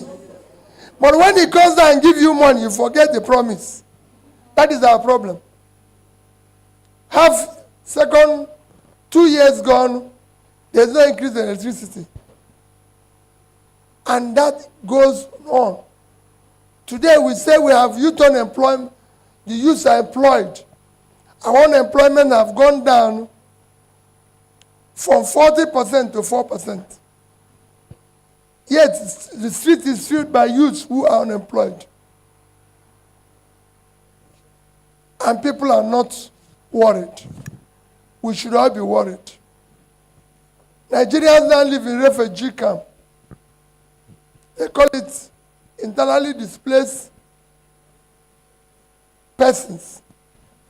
English is refugee camp. In a country that is not at war. So it becomes imperative that government has asked us to organize.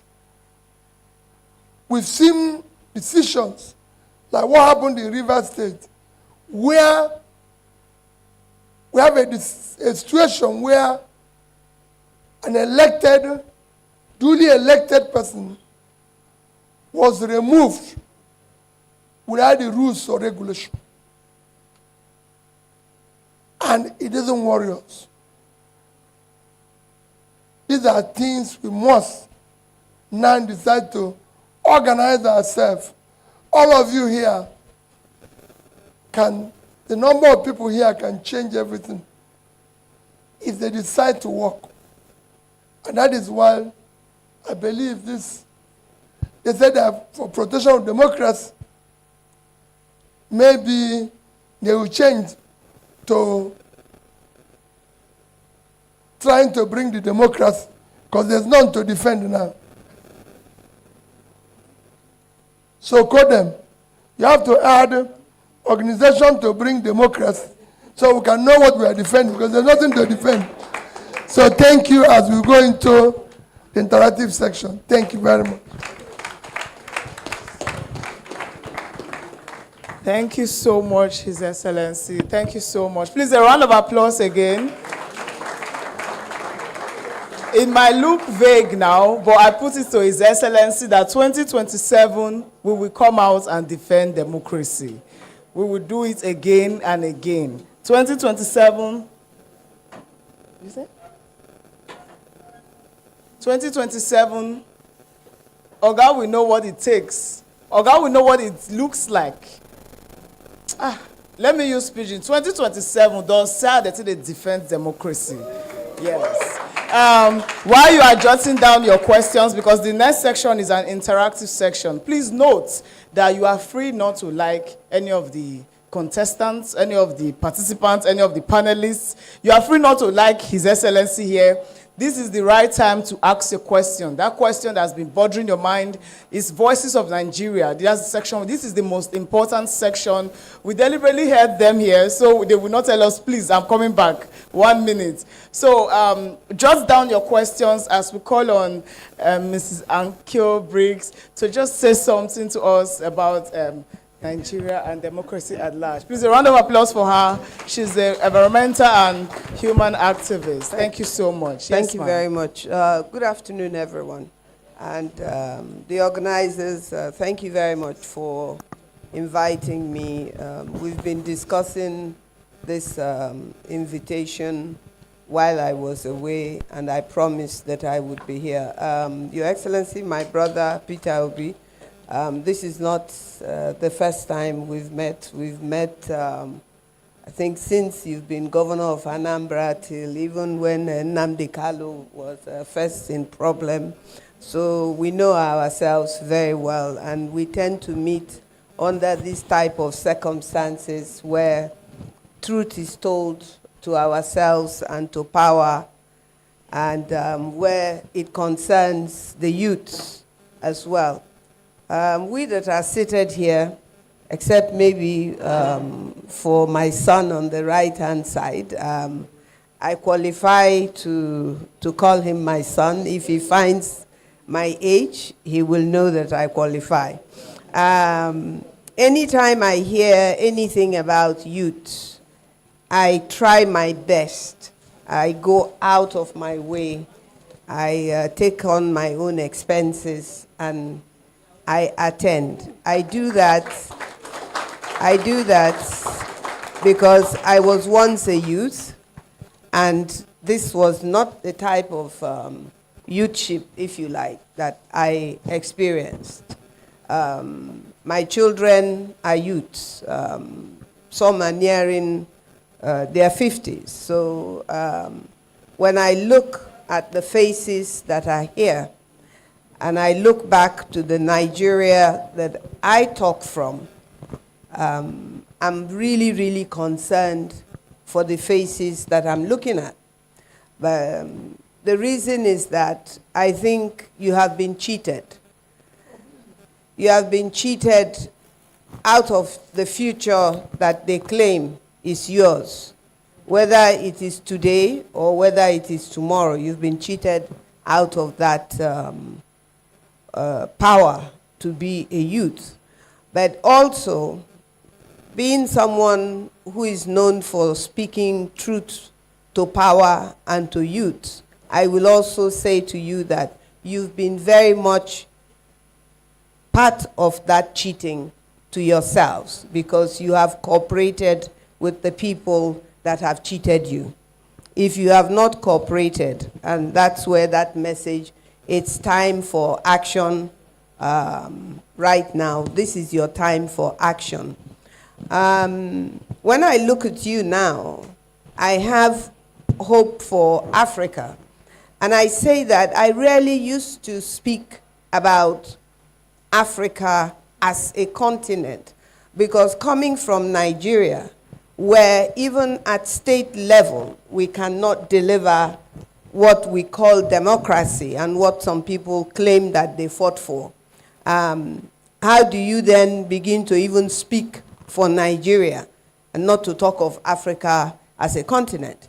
But when I first came across this son of mine called Ibrahim Traore, I realized that it is never too late to make this change for yourselves in Nigeria that you're talking about.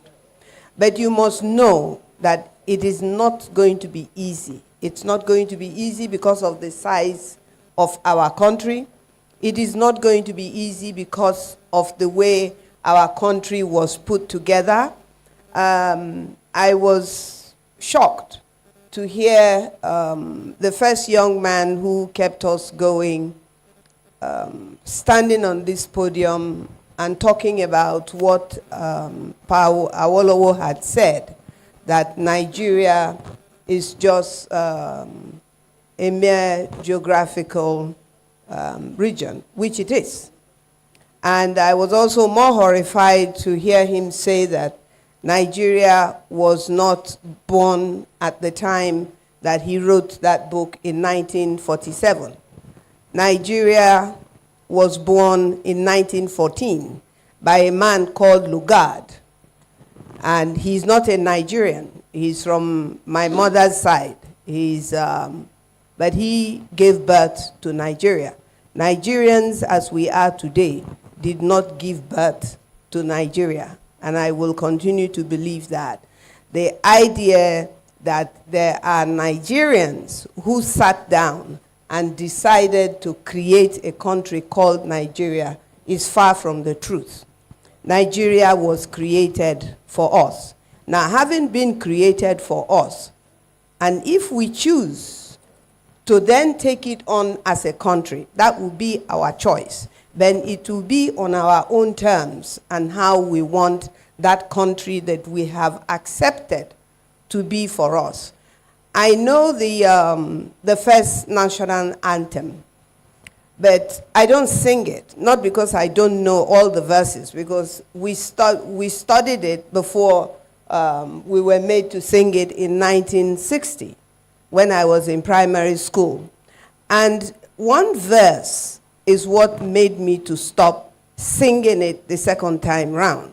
And that was the verse that I actually, the verse that I actually loved about the whole national anthem, which is that though tongue and tribe may differ, in brotherhood we stand. Now, waking up at my age at this time, to sing that verse is lying to myself. And I refuse to sing it. Because yes, though tongue and tribe differ, we are different people from different tribes, from different areas of this country called Nigeria. And in brotherhood, we are not standing. And so I can't sing that particular part. And so I keep quiet anytime that the first Nigerian national anthem is sung. I don't sing it, I just stand up because I can't lie to myself.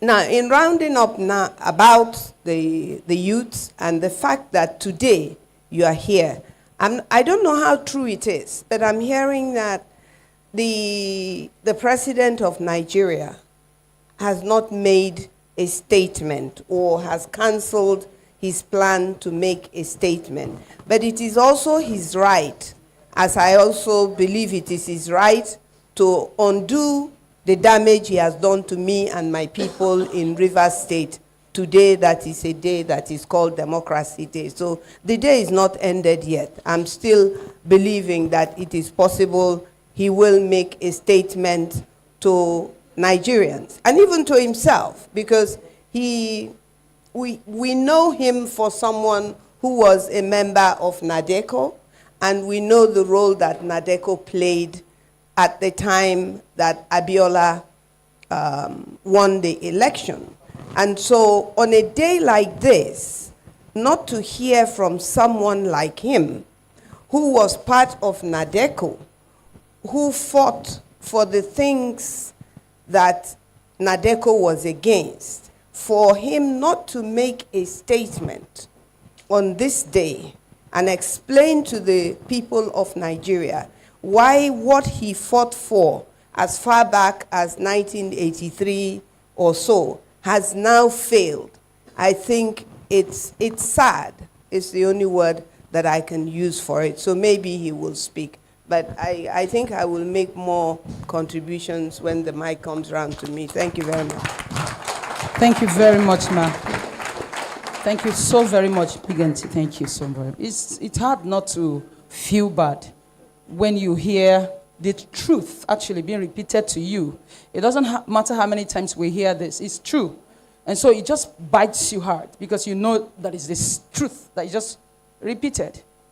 All right, so I'm not as excited as I was because I was hoping nobody would remind me of what I was trying to forget about this country. But so I stand reminded. And that is even a good prelude for the next session. Because right now, we've been promised a new Nigeria. And if you're seated here, you're hoping and praying to God about that new Nigeria. So I want us to bear in mind what fire does. So this is fire session.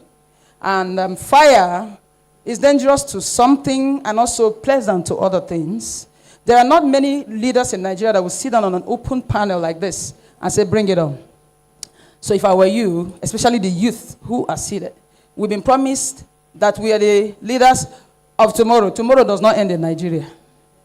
Tomorrow, when he was there, when Mama was there, it's been tomorrow till today. There's still tomorrow, but we are saying, this is the generation that is saying, no, we are the today of Nigeria. So this fire session is for you to make up your mind. It is not about anything, it's about we already know the promises. We want to know the hows and the when.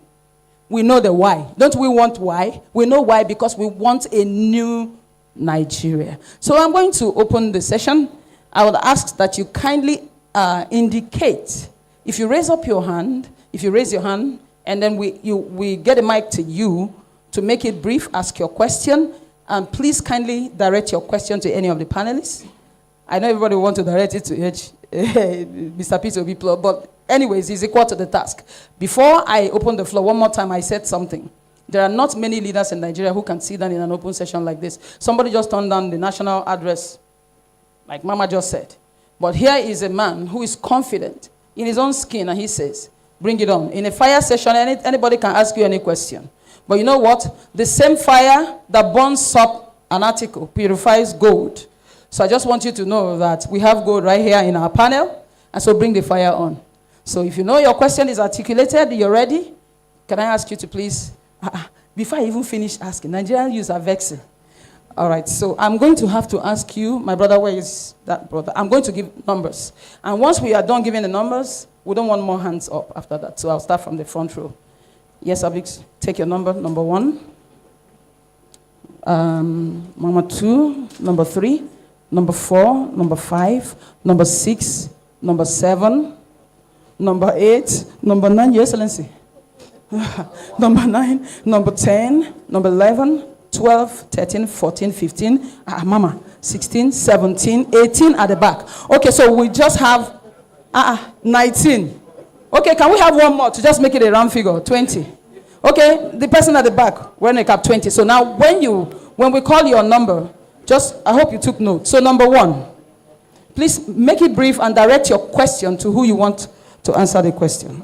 Yes. Number 1. Yeah, no problem. Your Excellency, Mr. Peter Obi, the Governor of Bauchi State, permit me to stand on the existing protocol. My name is Ambassador Piegbe Emmanuel Webari. I am the African rep for the Trump Train Africa Initiative and the convener of the youth wing for the National Grand Coalition. My question is very, very practical, sir. It's directly to Peter Obi. Your Excellency, I am already seeing you as the next president of this country. And I want to take you back home to Ogoni land. And I want to ask you a few critical questions, sir. Number 1, sir, the oil we produce in this country and we export it outside, why is it that our own product, we cannot place a price tag on it? Why is it that it is OPEC that should give us the price of oil that we produce?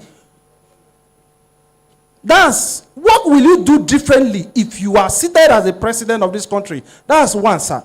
Secondly, okay, let's keep it to one question. So that otherwise, we will have 40 questions from one person. Your Excellency, I'd like to know, sir, if you want to answer individually, or do you want us to everybody ask? Okay. Please make your question 1. Thank you.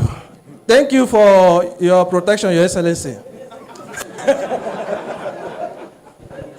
Sorry, I'm the younger brother of Kensare Wiwa, and I'm very, very passionate about where I come from, sir.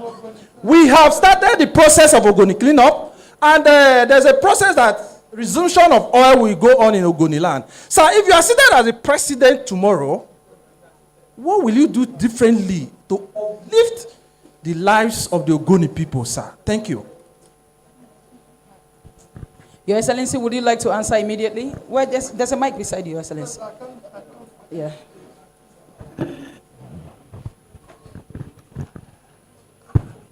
I thought this Ogoniman, I thought this one would have gone to my sister, who is the expert.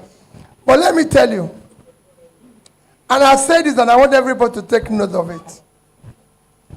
Nigeria as a country have been very unfair to the people of Niger Delta. Very, very unfair. I've been to all over so many places in the world that produce soil.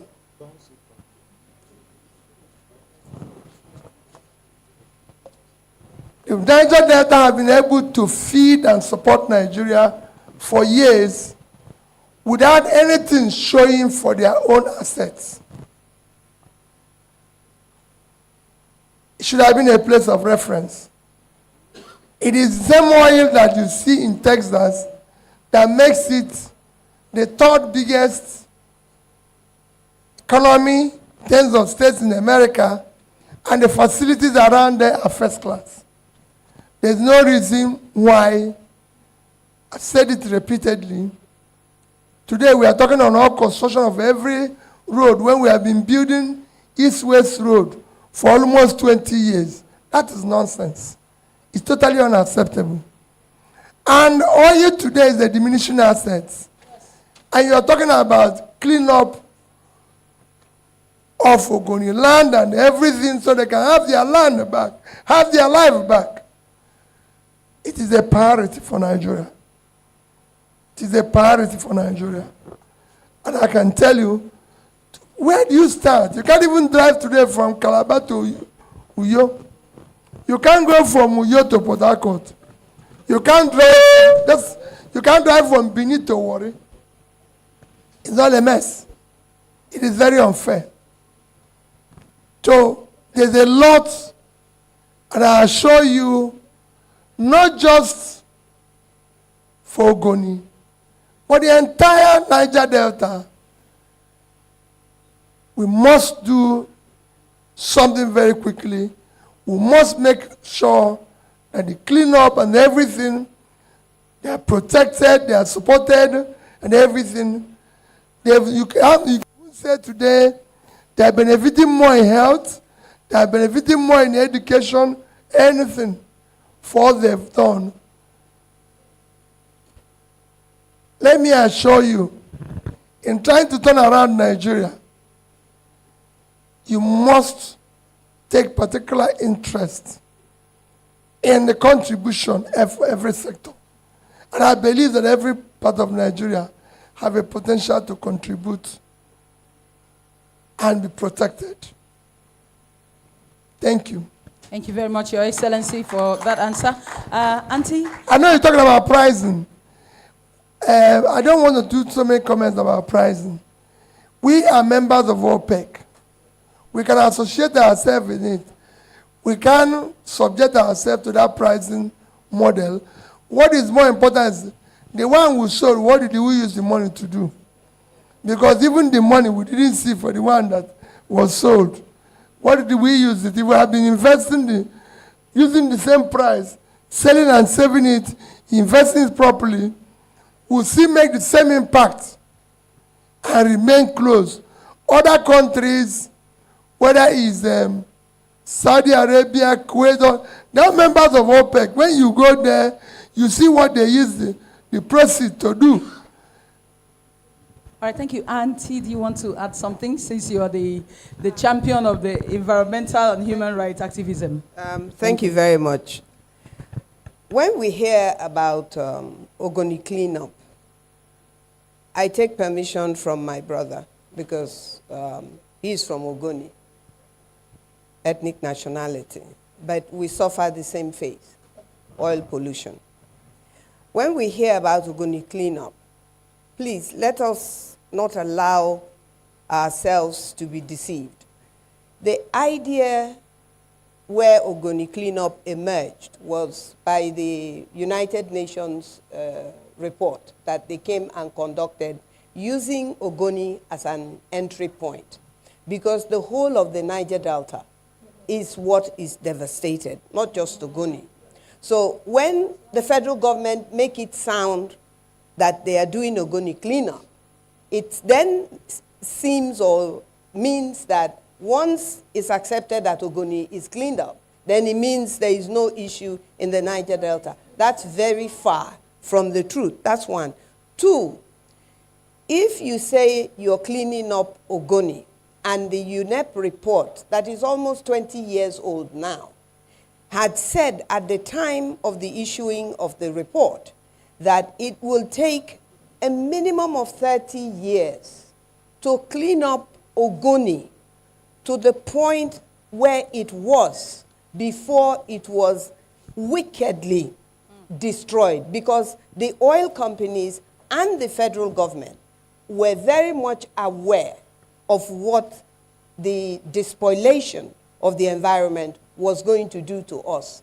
Our health, our livelihood, all of those things is destroyed. So the cleanup issue, I won't allow the cleanup issue to go the way of, oh, we gave you NDDC, oh, we gave you amnesty, oh, we gave you Ministry of Niger Delta. If you give me Ministry of Niger Delta, let it come down to Niger Delta. Don't keep it in Abuja and make it a thing that is Nigerialized, if you like, where it is something that everybody is part of. The majority of the benefits of NDDC, of the cleanup, and everything about Niger Delta does not stay in Niger Delta. It goes outside of Niger Delta. Thank you.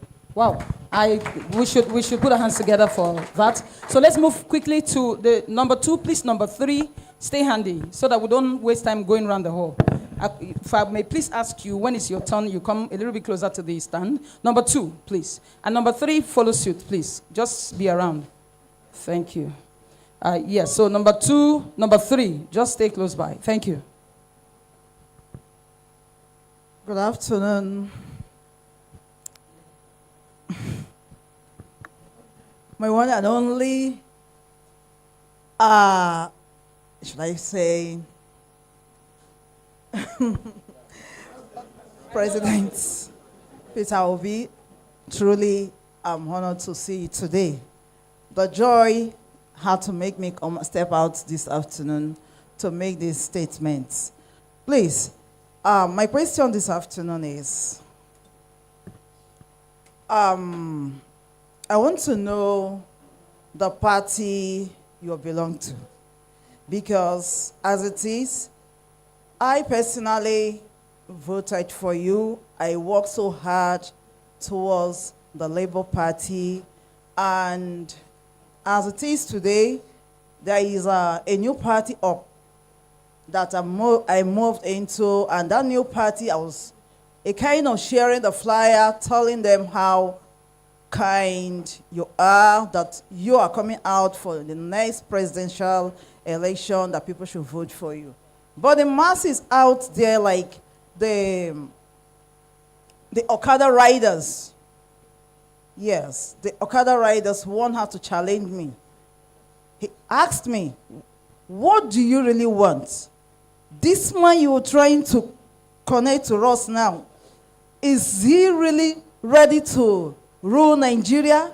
Is he really not following? Is he not the same person following the El-Rufai we all know about? Okay, so question directly.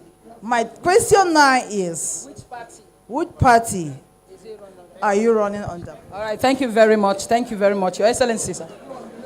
Okay, all right, so he will answer that one altogether. Next question. Good afternoon, everyone. Good afternoon, Your Excellency. I want to ask in concise, which country do you think Nigeria can model to become a similar global superpower, like economic? Which country do you feel Nigeria can model to become a global economic power, and why do you think they fit into such position? Yes, that's it. All right, thank you so much. The next person, please let the number 5 prepare. I am number 4. Good afternoon, Your Excellency, Mr. President. I am Umar Farouk. I am just a young Nigerian who is optimistic that I'll wake up one day to see I am living my younger ones will live in the Nigeria I dream of. Your Excellency, I am honored to be here, and there are so many things from your speech that pinched me hard. And those things are currently in Nigeria, in the world, we are in an era where a desert can be turned into an oasis. Tesla is competing with BYD, but Nigeria, we are still living relatively in an archaic time. My question is, Your Excellency, I'll go to it. What will you do differently, sir, with regards to true national reconciliation? What I mean by true national reconciliation is being our brothers' keepers. As our mother mentioned here, that we are not standing in brotherhood. I think I can say a lot, but this should be my question. All right, take a deep breath. Okay, please, let's make our question direct. His Excellency is trying to write so that he can answer at the same time to save us time. So let's go straight to the point. Ask the question, please. Your Excellency, sir, good afternoon. Let me just stand on the existing protocol. My name is Lady Cecilia Ajabison. Sir, I just want to ask that, what are we going to do differently? Because I know 2023 elections, Nigerians came out to work, we voted, we protected our votes. Some of us to the local government collation center, some of us, but we were not allowed to enter inside because we were not given party tag to enter inside and see what they are filling in, or the stamp they are using, or the result sheet they are cutting. So what will you do differently moving into 2027 to put in structures that will monitor these elections, not only from the polling units to the collation centers, both the unit collation centers, the ward collation centers, local government, state, and the national, because our results were truncated in the process of moving the result to the various collation centers. My question is, what will His Excellency do differently to protect this, our result? Thank you. All right, so we want to reaffirm, please, if you don't keep it straight to the question, we'll turn off your mic. Please make it simple. He is not a machine, he's a human being. So, sir, straight, in fact, I'm going to be holding the microphone. All right. Your Excellency, Mr. Peter Obi, my name is Moses Sigiri, and my question is, you know, this is a new coalition movement, and in this coalition, we were told a new Nigeria, and a new Nigeria, how do we going to secure our vote in terms of after, we know too well that last year, yes, secure our vote. Okay, thank you. Your Excellency, this is pretty much like the last question. So would you like to answer so far, sir? Yes, sir. Your microphone, sir. Your microphone is next to you, sir. Thank you. Well, you know, I want you to know that we are 4 members in this panel.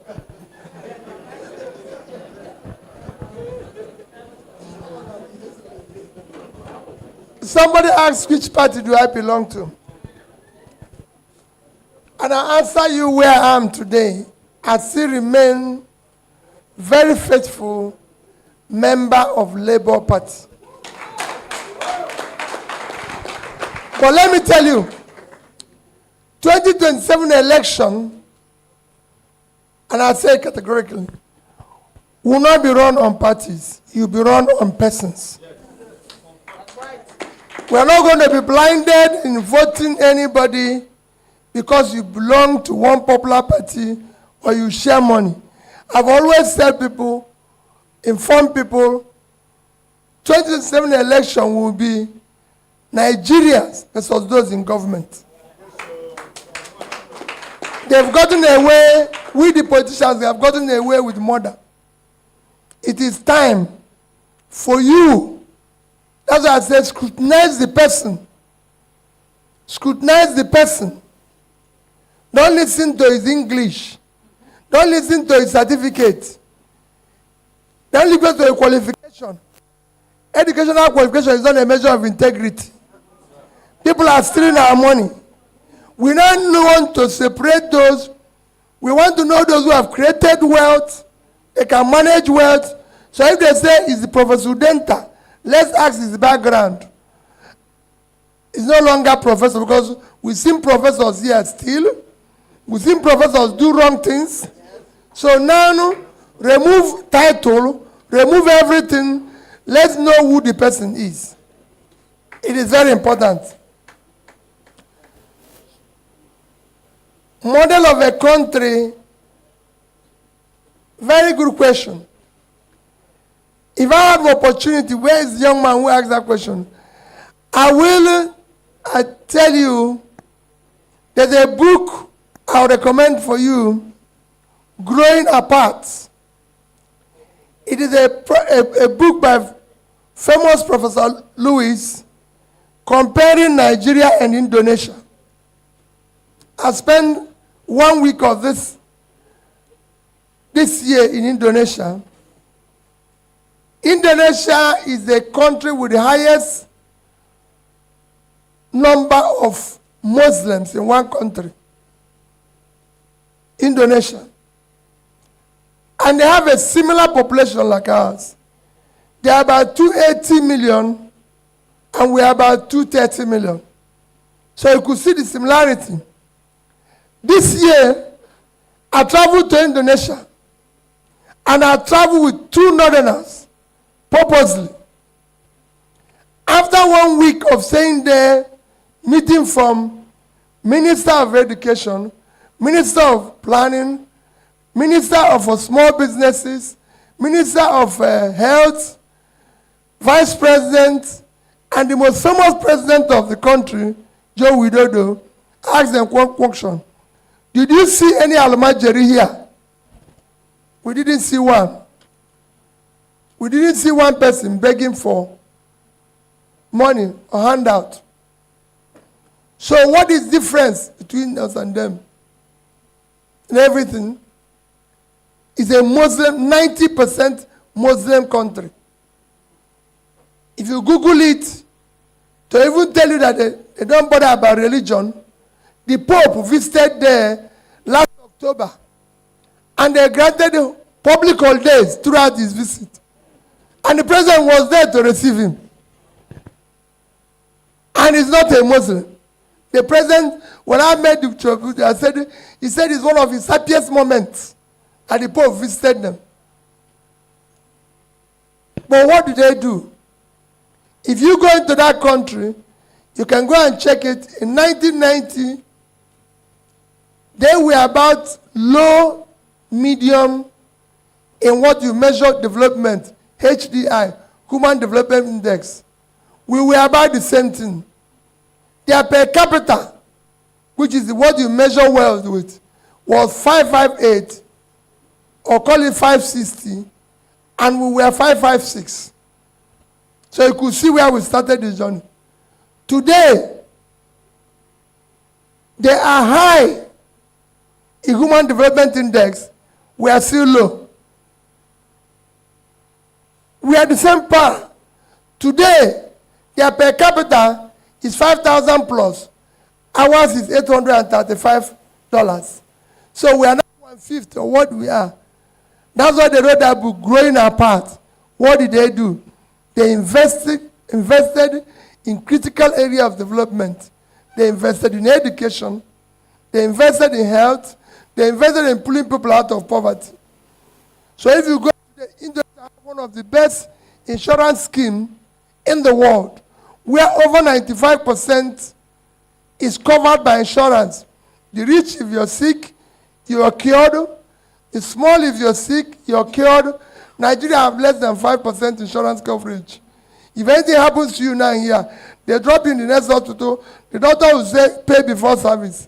If you don't pay, you just leave you there to die. So that's why I went there to study. You must model yourself after something. We, the politicians, have taken this country for granted. And earlier you do what I said before. Anybody who comes to say, vote for me, scrutinize where he's coming from. A round of applause, please. What will you do differently for peace? There's a lot to do differently. If you decide to serve a state and govern with justice, with fairness, with rule of law, doing the right thing, making sure that what I said before, the Niger Delta people, that we look at what is happening to them, like my sister said, if we are talking about their cleanup, let's be sincere. Do it, the contract to do it should go to the people there. If we're talking about Niger Delta, the headquarters should not even be in Abuja. The contract should not be shared among senators. It should be in that zone. Everything they are doing and those being awarded contracts should come from that zone. So we can hold them responsible. One of the things that I did as governor, when we couldn't find people to teach in rural areas, when we are talking about local contractors, to say, you are from this local government, I'm going to give you this road in your town to construct, so that people in your town will be seeing it. When they ask me, hey, this road was not working, I said, now your brother consultant. We gave him contract and we paid him. When they were looking for teachers, we made sure that we go employ teachers from that community. Because of it, teachers started saying, because before we go and bring teachers from another place, put him in another town, they will say, oh, they don't have teachers. So we said, who wants to teach in this school, in this town? And we employed them. And the traditional leaders made sure that they are there. So if we start doing the right thing, there will be peace. Because we need it. We need everywhere to be peaceful. Like I said today, one of my speech today, I requested the president to stop traveling overseas. He has done over 30 trips overseas, spending over 150 days. I said to him, this is time to turn Nigeria. You have 36 days. Spend two days, it's only 72 days. Half of what you spend overseas. But we want to see you. We don't want this serving by remote control. We want to see you in different states, especially where there's issues. Go there, let them see you, so they know they have a president. So we'll go there and see where the problem is.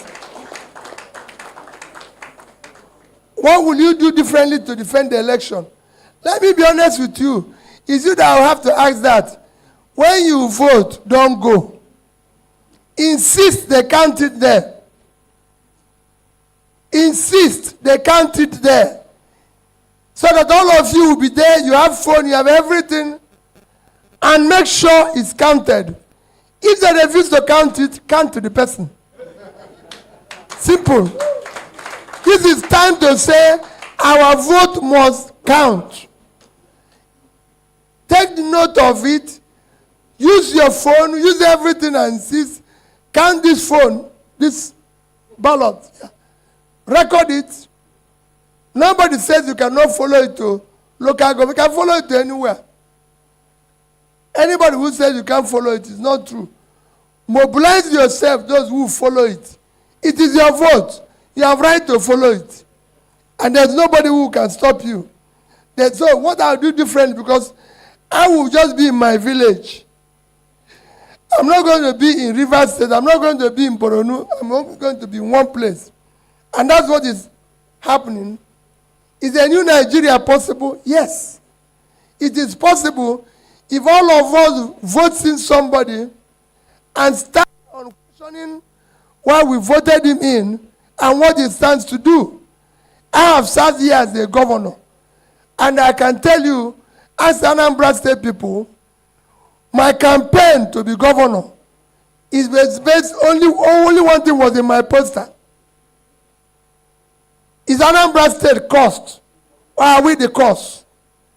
That if I come in here, education will change, health will change, this will change.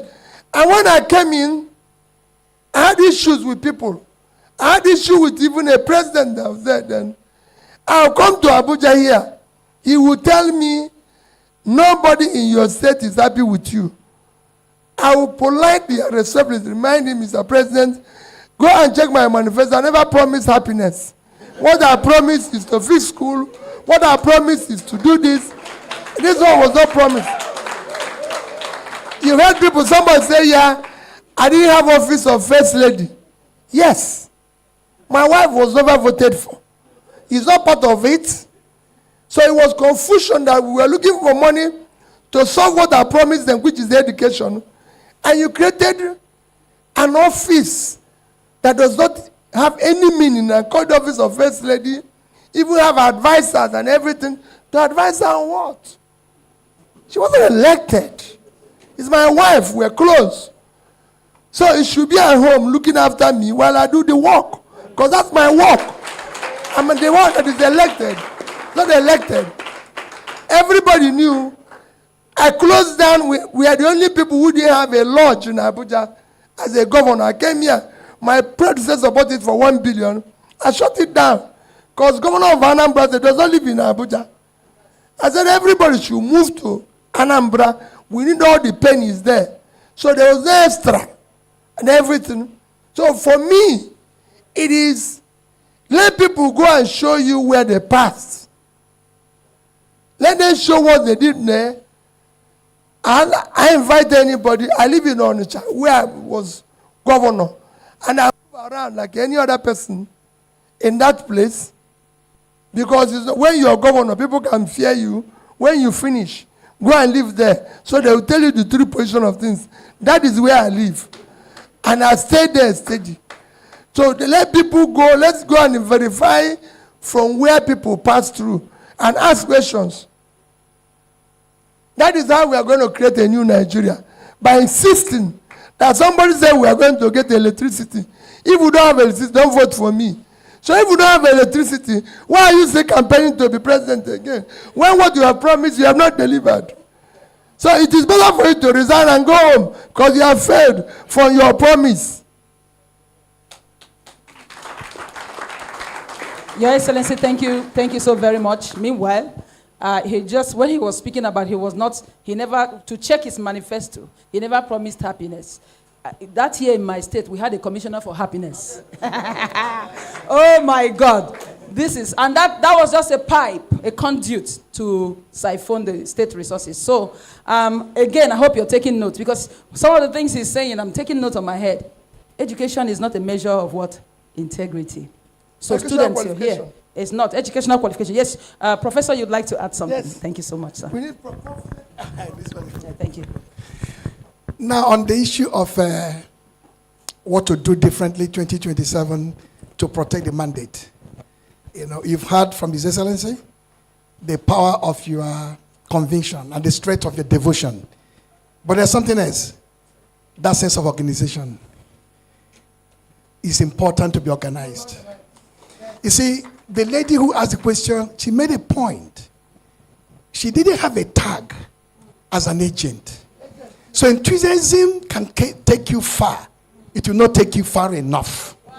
Because you may be there, but if you don't get ascribed as an agent registered, in that case you can demand for the paper.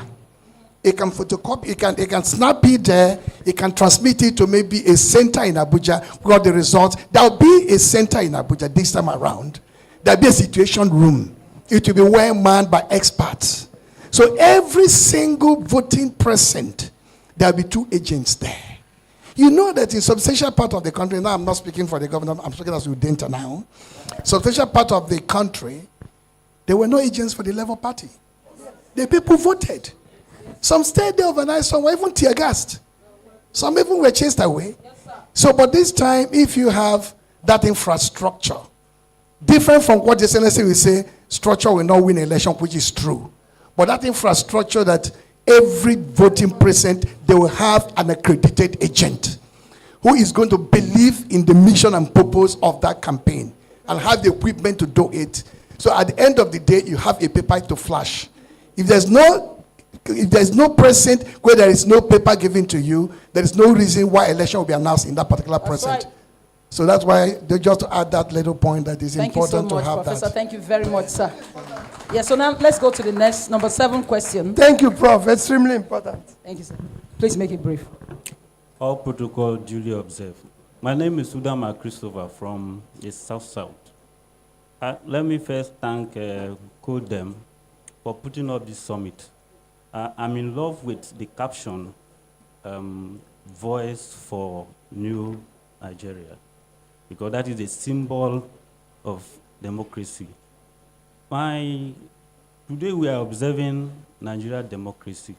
My question is, considering the successes and good news from our neighboring African countries who are practicing alternative system of government, do Nigeria democracy worth sustaining?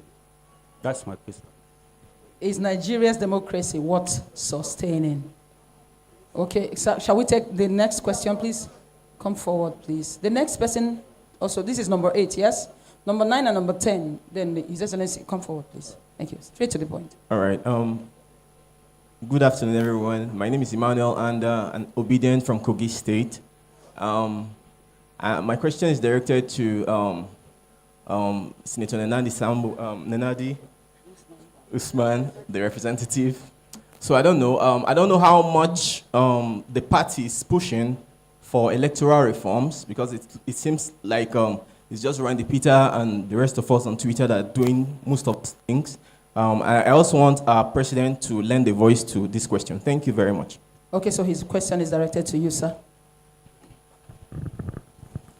Thank you, ladies and gentlemen. Even though I'm on a representative capacity here, I will answer this question as Ken Asogwa and not as Senator Nenadi Usman. I've delivered her speech here, and every other thing that I say here is on my own capacity here. That said, I know that as a lawyer, and I have a wonderful experience in legislative making, I am aware that the role of electoral reform lies squarely with the National Assembly. And I've seen a couple of civil society organizations clamoring for this. And most often whenever you go pass through the gate of National Assembly, you see people clamoring for electoral reform. So I urge the youth seated here that we should join that clamor. It's not late. There is still ongoing constitutional amendment. There is still there are still pockets of reforms going on. People are still introducing memos to National Assembly to reform our electoral process. So I urge you guys to key into that agitation that is done by this present 10th Assembly before the 2027 election. Thank you so much. I don't know if Your Excellency would like to... Well, I think it's splendid that we're all going to follow up, even with the amendments, to make sure that some of the lapses that affected the 2023 are changed.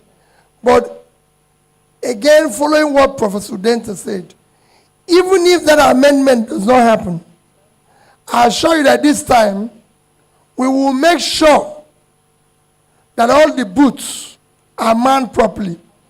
And to ensure that it's manned properly, we're also calling you, the youths and everybody, to know that part of why the booths were not properly manned was because we didn't have candidates all over.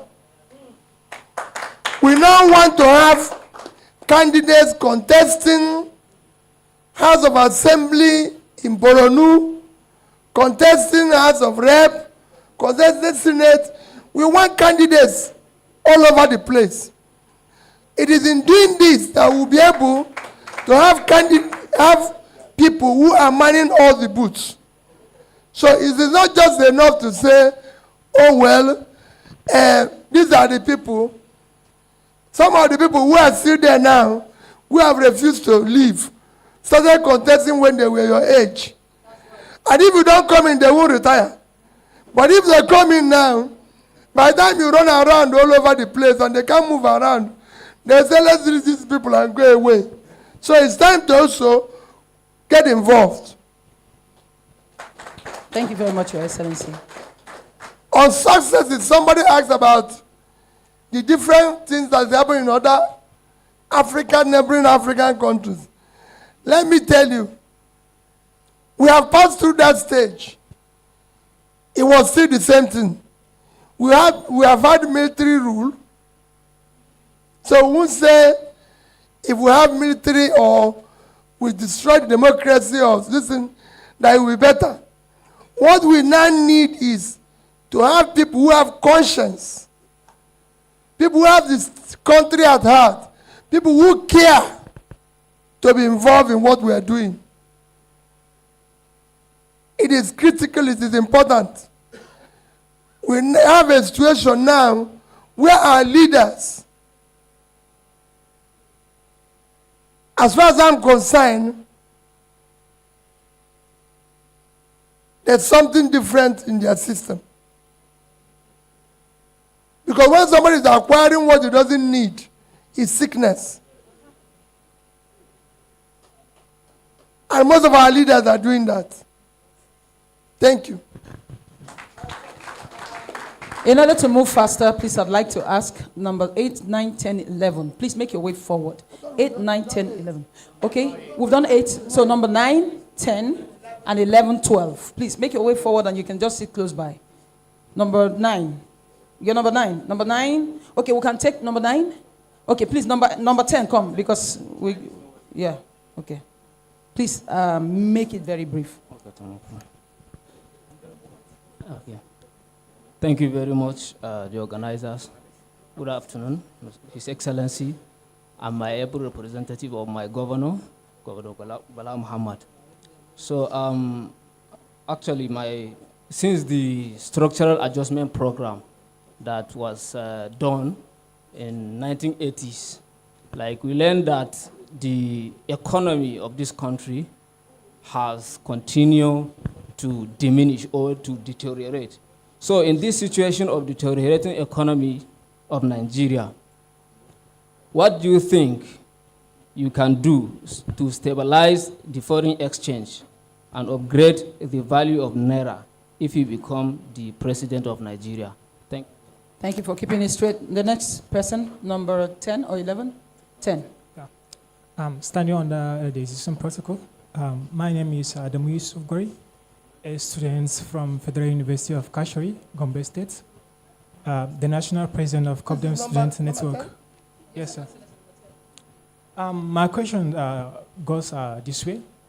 Looking at how Nigerian economy highly depends on the crude oil exports, and with rapid increase, export. Okay. Yeah. So looking at the rapid increase in global warming, which is making most of the countries like France 2030 planning to stop using non-renewable energy by shifting into renewable energy. So what are your plans to transform the Nigerian economy into what global economic power if by God's grace you come in as a Nigerian president by 2027? Next. Your Excellency, can we take a few more questions? Yes. Before? All right, so I'm handing over to my co-anchor. Please, this is from 10, you're taking from 11. Okay, please, I've taken over. So we have to be as fast as, trench as possible. Thank you very much. Thank you, sir. Sorry, sir. Okay. I am Kehinde Atunda from the University of Abuja.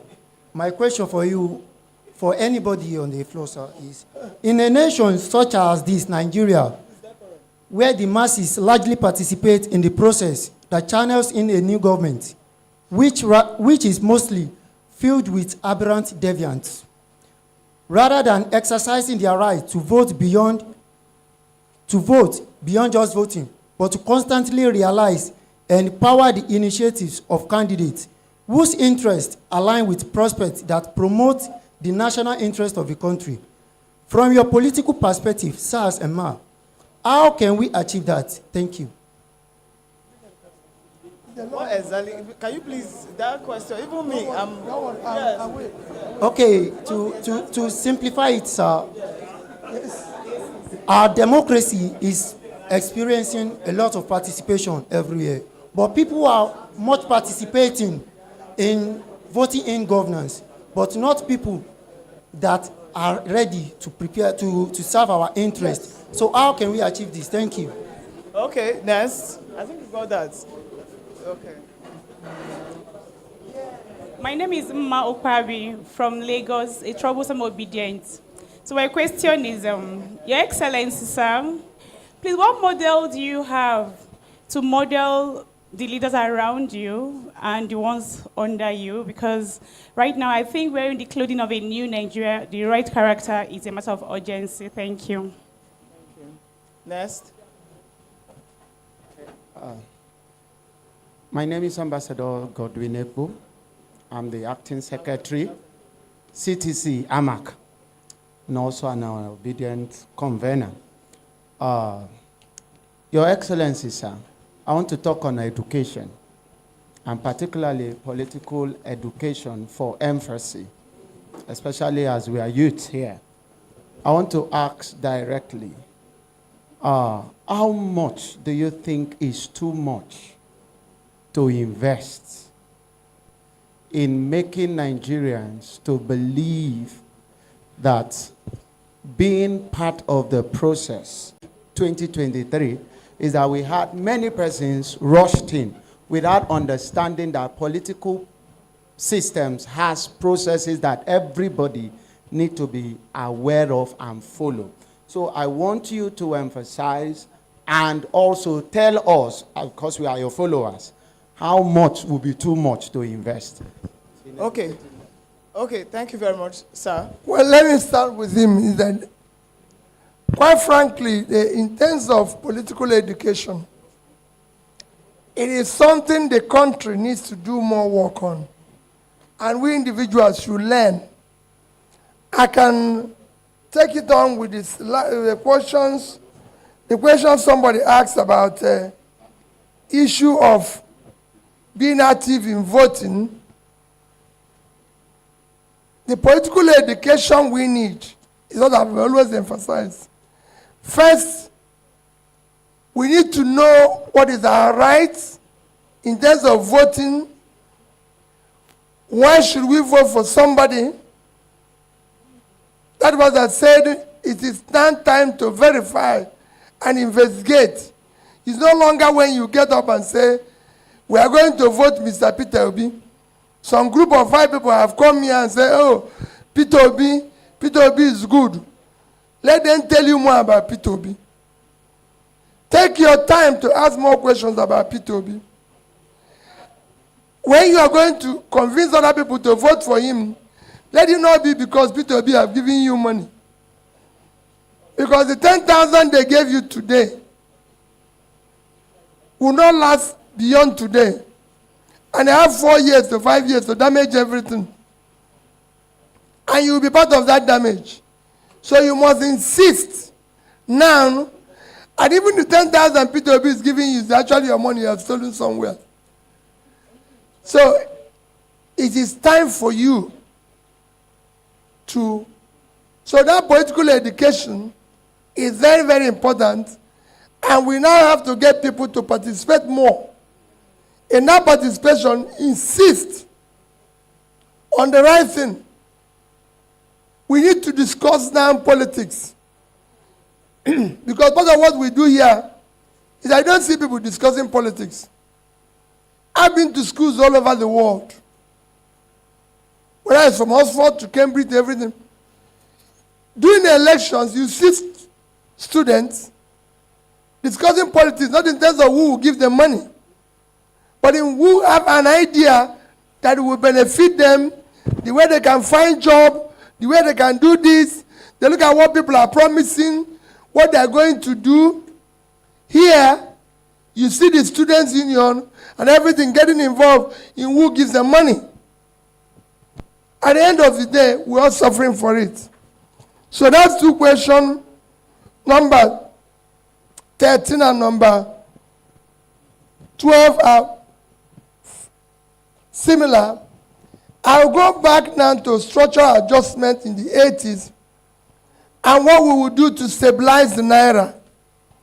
Let me tell you about structural adjustments and some of the adjustments Nigeria has taken. Those economic adjustments in itself were not bad. What is bad is the implementation of them. What you see that happens in Nigeria is that, let me use the human being in Nigeria. There's nothing wrong in borrowing. I'm a businessman. I've borrowed all my life. There's nothing wrong in it, because people don't print money. All the people you see that have made so much money, they did it so by borrowing. But it's what you use that borrowing to do. If I come to you today and say, give me 10 million, and you give me 10 million, and I invest it in a business that has proper feasibility studies, I will pay you back. But if I borrow that 10 million to do marriage ceremony, that's where the trouble is. So when you borrow, same thing for structural adjustment, like now, there's nothing wrong in government telling people to tighten their belt. There's nothing wrong in telling them to fast, because we can no longer afford a buffet, the type of thing we eat before. But what is wrong? When the people in power are telling you to fast, they are feasting. You can't ask people to fast when you're feasting. You should lead the fasting. That is the challenge we are faced with. We know there's no money. We know there's no this thing. But every day, look at what I said just like yesterday. I visited a school. Our schools have no computer.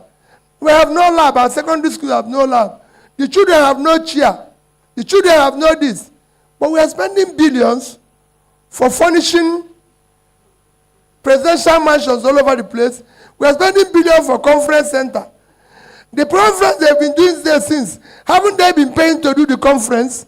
It is the revenue we got from the previous conferences that would have used to renovate it, not to use another 39 billion that would have bought 1,000 computers and shared the secondary school to go and renovate it for them to start with conference that they even haven't.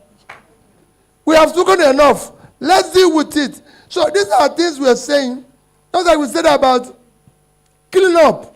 It shouldn't be by Ministry of Niger Delta or this in Abuja. It should be there. So it is. You ask how do we, so let me to assure you that it is not the policy. 2, what do you do to stabilize your currency? It's a very simple thing. Export. It's a very simple thing. Nigeria today can make more money from agriculture than they make from oil. Oil has actually a diminishing assets. Nobody's planning with oil again. We can make more money from agriculture than we make, and you see me speak about it every day. We have a country with over 60% of arable land uncultivated. I drive around everywhere in the north. This year alone I've been to Kafanchan, to Jos, to Katsina, to Jigawa, to Kanu, everywhere by road. And I see the vast uncultivated land. Niger State, that we just had a problem, have the most fertile arable land anybody can have on the surface of the earth. Niger State alone can feed Nigeria and export goods. Niger State is a population of about 7 million, 76.3 thousand square kilometers of land. They are not contributing anything. I can tell you that a tiny country like Netherlands, with, if you minus water, with water they are 41,000 square kilometers, without water they are 33,000. Google it, they have export in 2022-2023 of 122 billion euros, $136 billion. That's 3 times we earn from oil. And Niger State is 2.5 times the size of Netherlands. And they're not producing anything. Bangladesh, another third world country, developing country, produces 50 to 60 million tons of rice, unpeeled rice. Bangladesh. Bangladesh, so who says the developed country? Bangladesh is 148,600 square kilometers of land, occupied by 170-something million people. Bangladesh is the same size as our two biggest states. Niger State at 76.3 and Borno State at 70.8. Put together is 147 and they are 148. And Nigeria as a whole cannot produce 10% of the rice Bangladesh produces. So you could see it, I can go on and on. Taraba State is 54.4 thousand square kilometers. They don't produce anything. And they have Mambila, a place you can cultivate tea, coffee, flour. Kenya is making over $500 million from flour. If you go to Kenya during Valentine and see the amount of flour they're exporting outside Kenya, you won't believe it. Ethiopia is making over $500 million from coffee. Sierra Leone is making over 1.something billion from tea. All of them can grow in Taraba. So we have everything. Yam today is hot cake abroad. Benue State can give us all the yam. So we have what it takes. What we don't have, we have competent leadership that have capacity to change this country. You can change it. We don't need to be talking about this thing. Oil is the diminishing asset that can add. If we are doing no proper export, we will get foreign exchange and the value of our currency will come down and stabilize. But when you have people ruling by remote control, they don't know what is happening. And when we have people who don't have the capacity, this is has to do with time, knowledge, and age. So it's time we decide that we can no longer continue like this.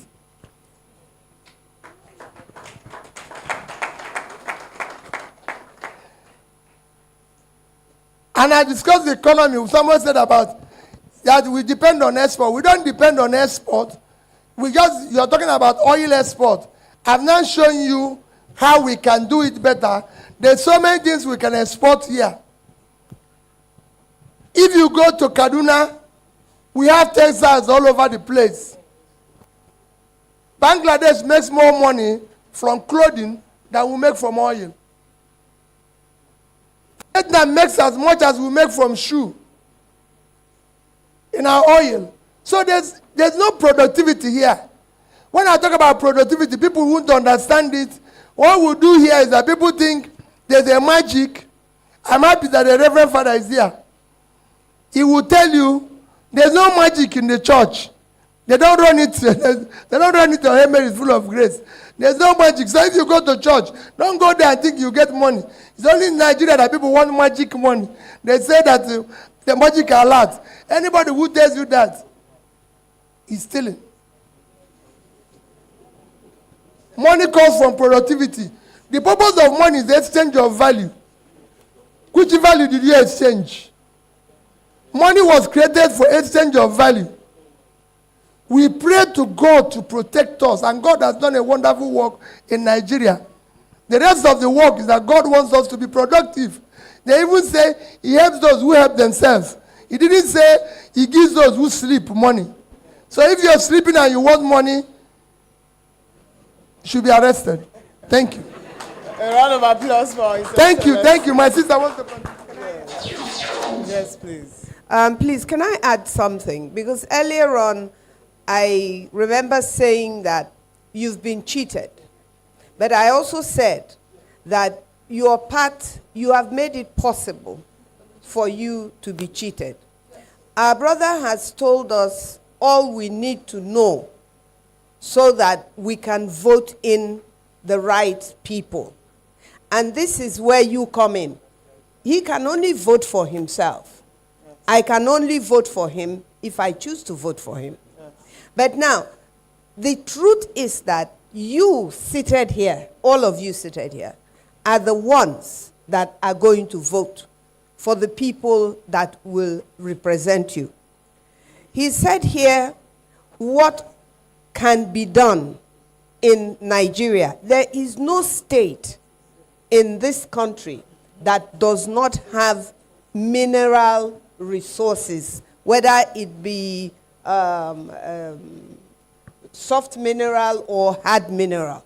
That's one side. The other side is the fact that Nigeria is an agrarian country, which it was, and it was feeding itself. The British were cutting away our money from agrarian products, from cocoa to granules to all of these things, palm kernel, palm fruit, all of those things, before oil was found.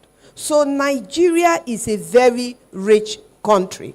Now, you are the ones that are voting in, supposedly, your representatives at the National Assembly. What is it that stops the people you have voted for to make sure that what you have in your state is actually pushed to be utilized for you in your state? So you make those decisions. I tell my people in Niger Delta and in River State, why are you wearing the T-shirt of 2,000 naira that you put in the water and is going to wash away with somebody's face, and you're prepared to die for somebody whose child is attending the best university outside of this country and is wearing Louis Vuitton slippers? And at the end of the day, we are seeing right now, my brother, I don't know if you've noticed it, but now I'm seeing politicians today in their 50s grooming their children who are in their 20s. What are they grooming them for? To take over politics. So basically then, you're positioning yourselves to serve the people you are serving now is so bad that the way it is going, you're serving their father and you will serve them as well in the next 5 years, in the next election time, because you don't understand. This is, with all due respect, that the power of politics is in your hands, it belongs to you, and it does only what you allow it to do. Thank you. Thank you so much. Thank you so much. Your Excellency, sir, may we crave your indulgence, sir, for a 5 to 10 minutes break.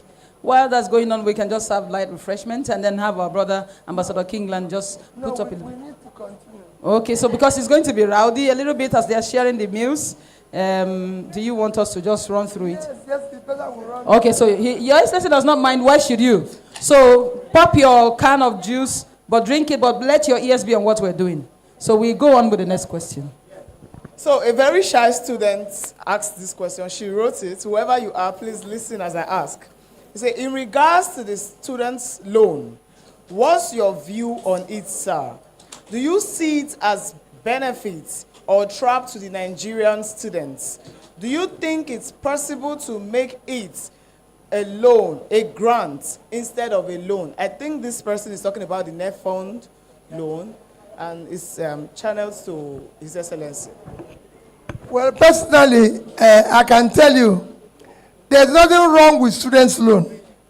And I urge all of you, if you want to go to school, there is nothing wrong with students' loan. I will not make it a grant. Okay. I will keep the loan. The only difference is that we need to create a job. So when you come out of the school, you have a job in order to be able to pay it. That is what it is. Because if I give you a loan, and that is what we are going to institute, if we are going to give you a loan, we must make sure that when you leave, you are going to have a job to pay it. I met a lot of people in the schools that I've been. I said it before, from Oxford to Cambridge to all the big schools that I've been. I met students who came to school with students' loan. The difference is that as they are leaving university, They have a job, very good job, and they were able to pay the loan. And that way, you can be able to give it to other people who need it. When you make it a grant, people will not work hard to pass.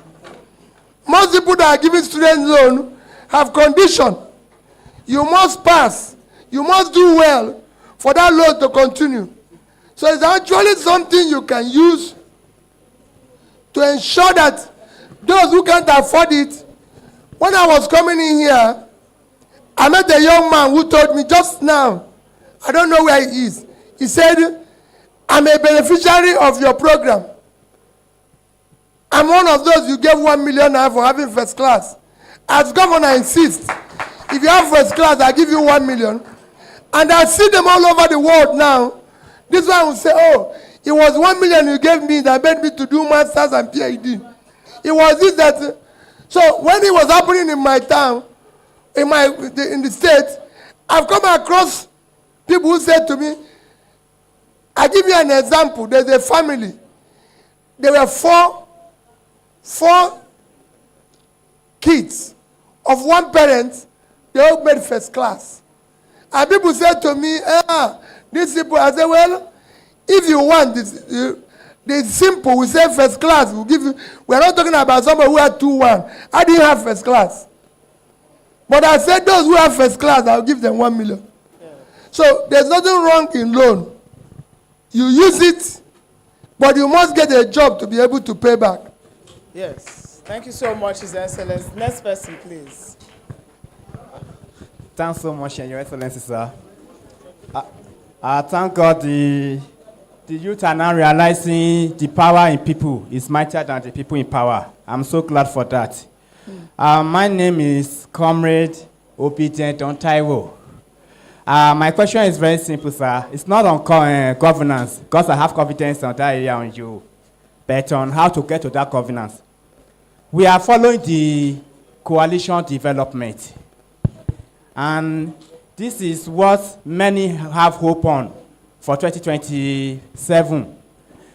But now, sir, if this coalition fails, which is likely, we don't pray for it, and if it succeeds, as we hope for, but Nigerians are disadvantaged by showcasing His Excellency Peter Obi as the flag bearer that we want to, because we've demonstrated our strength in 2023 without structure, without anything.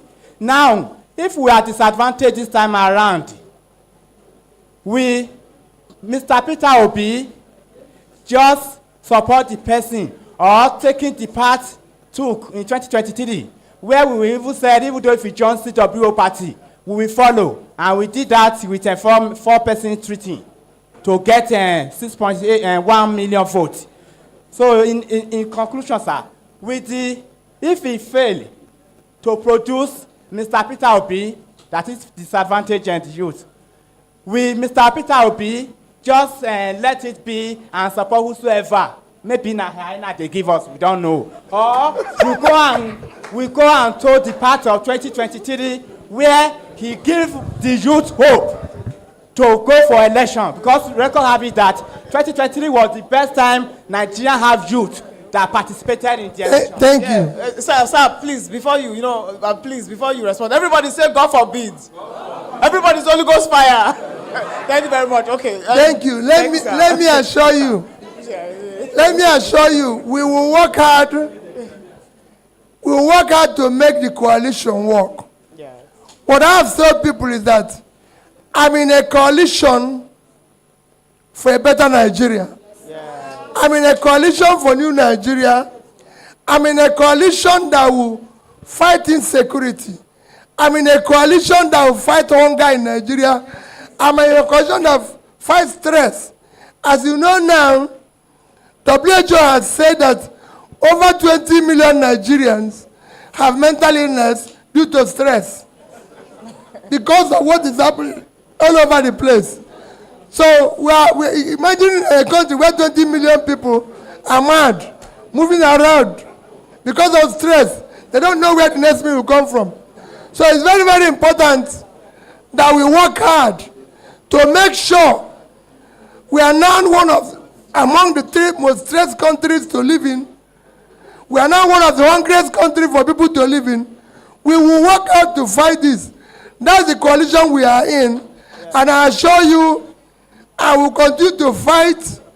Like I always say, I'm not desperate to be Nigerian president. I'm desperate to see Nigeria work. And all of us will be in the trenches fighting until we make Nigeria work. A round of applause for that. Please, quickly. All right, Your Excellency, just an information to them, just to let you know that we do have food. This is just refreshment, but the food we're not allowed to serve here. So at the end of the program, as you leave, you get a food packed for you. Refreshing food. Thank you, just to let you know. Thank you. And if any other person on the high table, sir, ma, please have something to say.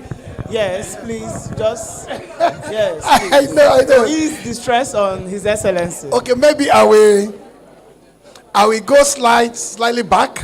Okay. On the political education. Yes. And you all heard His Excellency loud and clear. Yes. It's a personal, individual obligation to be mentally empowered, to be conscious of the political environment, to make the right choice. Yes. But beyond that, Decorum, please. Beyond that, yes, political education is key yes, to political participation and making right choices. Yes. Yes. In 1998, when we were incepting this democracy, the Americans threw their agencies at us. You hear of IRI, International Republican Institute. It's a product of the Republican Party, even though it's an independent agency. You hear the NDI, National Democratic Institute, is a product of the Democratic Party. Yes. So 2 parties in America have generated the strategic and intellectual content to have an agency to do what? Conscientize people, develop their mind, and ensure that they know what political participation is all about. Yes. Actually, the PDP in 1999-2000 tried to experiment in that direction by forming what was called PDI, People Democratic Institute.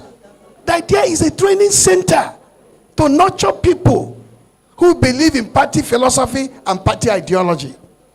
Now, going to 2027, he saw, if I take an example with His Excellency, he saw the movement was almost like an instantaneous movement to bet this Labour Party within days and weeks, and then short period of time to do the campaign. So at that stage in 2023, the party was an SPV. It was a special purpose vehicle, even though there was the obedient energy and ideological strength. Now, good enough, this government panicked and started transition 2 years ahead. I suspect that between the next 6 months, there will be a full political agency that will power a progressive dream. Yeah. There will be enough time now to build an institution within that party that will start the process of political education so that you know what you are doing. 2, obedient movement should not just be obedient movement in holding summit. It becomes the engine room for political mobilization and conscientizing the people across the country. Yes. Once you do that, things will work well. Thank you so much. Please, a round of applause. We have a question from online. Have you gotten it? Or quickly, the next person. Good afternoon, sir. Good afternoon, everyone. My question is, someone asked a question about managing individual, like there are people, in 2023 we voted, and then by what we voted, we are not supposed to lose total hope, even if you are not there, because we knew that we pushed some people there, and then those people should be able to say something, but we are not hearing anything. Now, even as we are going to 2027, how do you, because you know that political parties differentiated from other organizations, from other societies by their organization. How do you manage organization in party, inside party, and then you said that people, it will be based on persons. So, political party cohesion, how do you manage the cohesion now? And okay, very simple. When I said it will be based on persons, is that there will be different parties. In 2023, we went into labor to contest the election. Assuming that 2027, we cannot contest through labor because government have, like they are doing now, trying to make sure that there's no peace in labor. We're not going to stay there and allow them to stop us. So we move on. And if we move on, people should be able to understand the journey. We believe, like Prof said, the parties should be able. I lived in the UK for several years. In my constituency, I was surprised. That's when I learned it for the first time, that they went to brought somebody who was not living in that constituency to come and contest the election there because the party wanted to win that place and be able to maintain there. If you go and read about Margaret Thatcher, you find out that there's a time he didn't contest in his own constituency. Just like you see in America, the Clintons were governor in Arkansas, but the wife contested Senate from New York. So we are now going to get a stage where we must not stay in one place if we are good. And I know what you're asking about questions of people you voted who are not talking. That is one of the things we want to change. Now you see somebody voted as Labour, tomorrow you say, I'm joining this bill. Yeah. We must change. By the time we change the electoral law, the constitution, where we have proportional representative, so during the election, if you win the election through Labour, you must stay in Labour 4 years. And you must do and follow the rules in Labour. So it's not something that you go there and say, you are not changed. You are going to, all this political prostitution must stop. So if you want to do it during the election and test your capacity. But once you're elected, you stay there. Thank you, Your Excellency. With your permission, sir, some people are feeling left out, and they said they are streaming online and following, and they have a few questions. Yes. So with your permission, we can just take 2 questions from the online platform. No problem. Thank you very much, sir. The first one here is from Adamu Yusuf Gwari, and he is in Federal University of Kashere, Gombe State, and he's saying, you have repeatedly, Your Excellency, said you are still in Labour Party. Considering the fact that Labour Party is no longer welcoming people like us, and judging from what happened in the 2023 election, where even we who dared to defend your votes were fought off by even agents of the Labour Party, we have lost interest in Labour Party. My question, therefore, is, would you, sir, support any candidate that is aspiring who is an obedient from another political party? That's this question. I'll take one more, sir, just so you can... Okay. All right, the second person is Yahaya Moshood Olamilekon. He's from Usman Danfodio University, Sokoto, and his own is on security. He says, what strategies will you implement to address the root causes of insecurity in Nigeria, especially where it comes from, in northern Nigeria? Well, let me tell you, let me start with him. The problem of insecurity in northern Nigeria have so many dimensions. Number 1 dimension is poverty. The more you put people out of poverty, the more you reduce criminality. And I can tell you, because I know, I used to be involved in business, in finance, and I know what happens today. In my days in finance, if you're looking for cash, you go to Kano. Because we have industries. In Bompai, Shradan 1, Shradan 2. You go to Medugri. The dry fish business is traveling in Medugri. You can go to everywhere. Today, the biggest place we have problem in Medugri is Sambisa Forest area. That is a farmland. Sambisa Forest area is about 60,000 square kilometers. That's 3 times the size of Israel. Israel is 22,000 square kilometers times 3 is 6. So if you go there, you turn it into a farmland and get people to be productive. 2, I do not believe that non-state actors can be stronger than the state. There's something missing. We have this population of people. If it's war, we declare war. And we know we are at war. We will fight insecurity to a standstill. That I can tell you. We are not saying we are going to. There's insecurity all over the world. But the level of which it is today, I said to you, it is not acceptable. And I will not accept it. For whatever it is, are you saying it is better to construct coastal road than fight insecurity in Nigeria? No. If you have a road and the road is insecure, will you pass through there? No. But if you don't have a road, the road is not very good and the insecurity, you can manage. So we deal with priorities. We prioritize what is necessary. Yes. And the other person asks about sponsoring obedience in different parties. We will be in one party. Yes. And I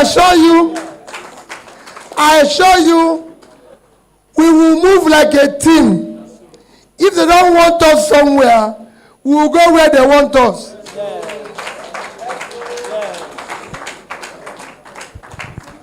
Please, a round of applause for His Excellency. You know, most of these questions, we have it in our hearts. We might not be able to ask him, but we are happy you are asking him, and we are learning from it.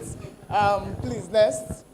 Straight to the point. All right, thank you very much. My name is Justice Okene. Number 15. Yeah, Adam is number 20. Once we know, this is 15. Once we know you are 16. Once we know we've exhausted all possible questions, we'll move on. Yes. We'll move on. Yes, because I think His Excellency has touched major parts of our borders. All right. I said my name is Justice Ekene from Enugu State UNEC chapter, and by grace I'm the Vice President of COPDEM Student Network Enugu State. All right, my question is directed to His Excellency, sir, and any other person can also add to it. We already know that technology is becoming the order of the day, and there are many youths out there that may have the skill or may not have the skill, but they have scarce resources in order to develop themselves. So if you go into power, which we believe you will do, what are the effective ways, as the case may be, you can use to empower the youth out there that have the skills, but they might not have the resources in tech, regarding tech? Is he going to take business or going to read or going to do what? Tech as a skill. As a skill? Yeah. Okay. Okay, next person, quickly, please. All right. Good afternoon. All protocols observed. Good afternoon, Mr. Isaac. My question is on what will you have us do, sir? If what happened in 2023, peradventure happen again, when the ruling party now wants to repeat what their master told them, snatch the ballot box and run with it. If they do it in 2027, sir, what will you have us, the many of us that are your children, your followers are not as gentle as you are, but we followed your way in 2023. In 2027, what will you have us do? Because we may not be able to be gentle as you are again, sir. Thank you. No problem. For those of you that follow me on social media, I think this time around, we will not allow them to snatch it and run with it. Yes. Okay, please, him. Yes. We will make sure they won't snatch it and run. And he asks about IT skill. Let me tell you, when you talk about skill, the nation needs it. The nation needs you. Education is not an expense. It's an investment. The more a nation is, the more developed it is. So we will invest in you Today, India is virtually the world leader in technology. I can tell that most schools that were in India, the biggest number one school in India is Bombay Institute of Technology. It was actually set up about the same time by the British as Yaba College of Technology that folded. IMT in Enugu was about set up at technology. So there's so many things we've missed because we traveled the wrong road. Investing in you is a win-win for the country. The world in 2030 will be shortage of over 30 million IT workers. The same thing for nurses and this. That's why you can see me going to nursing schools, going to this. Imagine, today Nigeria gets, we're even now earning at par for remittances what we earn from oil. But look at it, Philippines, half of our population, earns about 3-4 times what we earn from remittances. Egypt, half of our population, earns towards what we earn. I keep telling people, I have 18.3 million out of school children. Imagine if you educate them and export them to the world. Our remittances will be 3 times. We won't be talking about exchange rate. Exchange rate is not only by selling goods. You can also export people who will work and bring back money. That's what everybody is doing. And it's critical. So we will invest in IT, skill learning, and we will make sure people go through that for free. It's an investment. Thank you, sir. Quickly, next question. Your Excellency, my name is Mr. Annkio Christian Oche, otherwise known as Due Process. I'm the youth leader of COPDEM, and I'm happy to have you here. This is the first time I'll be standing and speaking before you. Very quick one, sir. What is happening in the Labour Party is troubling to every well-meaning Nigerians, particularly the INEC said they are taking their time to study the outcome of the Supreme Court judgment. And I don't know for how long this will take. My dear, don't waste your time. What is happening in Labour is what is happening in PDP, is what is happening everywhere.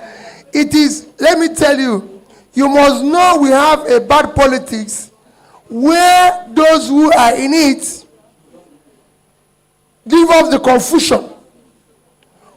What we need to do to dismantle this crime scene called Nigeria today is to follow them bumper by bumper. If they don't want Labour, they don't want PDP, they must want us somewhere. Yes. Because once we get it right, people will tell you, oh, that our problem is not leadership. Our problem is leadership. I've just given you an example of what happened in Indonesia. I'm happy that 2 people I went to are here. They saw the president, where he lives as local government chairman, his same as he lives as governor, that's where he lives as president. It's a bungalow. They saw the amount of money declared when he went into office. They saw what he declared after being president for 10 years. And when I said to him, I thought you would have declared it, he said, where am I going to get the money? Here, he would have taken one village and rebuilt it only for himself and his children and this. So they tell you, oh, nobody can fight corruption. It's not true. If you're not stealing, your wife is not stealing, your children are not stealing, you're losing by 50%. So we'll follow them. Okay, thank you, Your Excellency, sir. I appreciate. On a final note, should the youths who you can recommend or find worthy of your campaign aspire under any political party that give them the... No, we will go there together. Okay. I've told you, but remember what my sister said. The greatest tragedy of this country is the youth. Okay. Because they allow themselves to be used by those who are abusing the society. Most of us now who are abusing this, are in our 60s and 70s, mostly in the 80s, who are not going to be there in the next few years.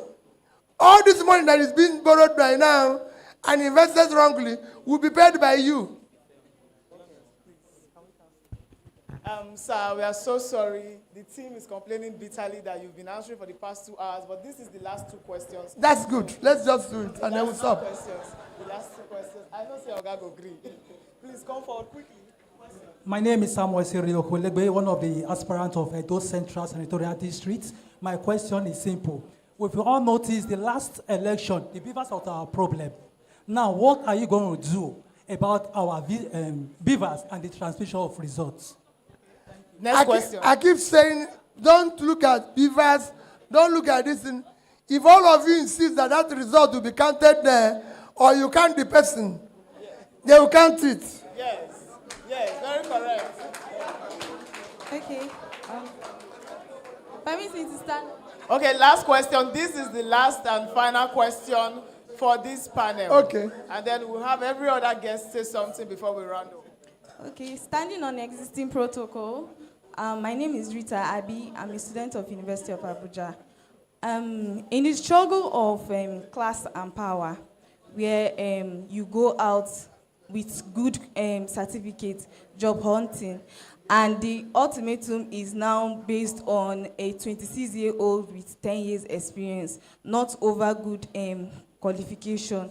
Now, what is your advice to students who are schooling and are being forced to believe that school is now scam, and they are being discouraged that your schooling has no essence after? My sister, school is not scam. Education is a critical thing. What we need to do is that if we stop corruption, we will unleash entrepreneurship among you, the youth. We need an entrepreneurial society where people can go to the bank and borrow money. I got my loan in the UK by going to the bank and showing my certificate. I started something. The youth here can start. The greatest in any country, the greatest employer of labor is small enterprises started by youths. That's what we want to unleash. That's why we want to kill corruption. If you kill corruption, you unleash entrepreneurship, you unleash professionalism and everything. As we have come to the end, we thank everybody, especially the panelists, because we can't stop without thanking these wonderful people here. What my sister said today is very unique. The youth, it is time for you to reverse your course and make sure whoever you are voting, please, whatever is telling you, go and scrutinize and verify the background of the person. Let us, for once, save our country. The society they are abusing will take its revenge on you. Do not allow them to continue that abuse. I'm sure Prof and my sister will all give you closing remarks.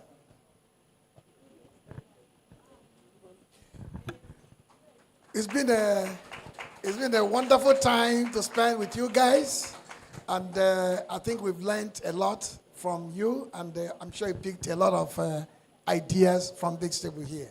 You've heard His Excellency very well. He's been able to marshal his ideas and points in every single issue thrown, which we have lent our own voice.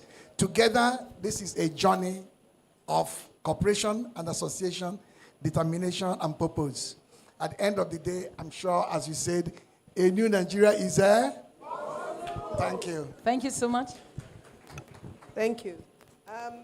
My closing remark will still be standing with the youth, because for Nigeria to change, don't think that it's the people we have in the Senate, it's the people we have in the House of Representatives.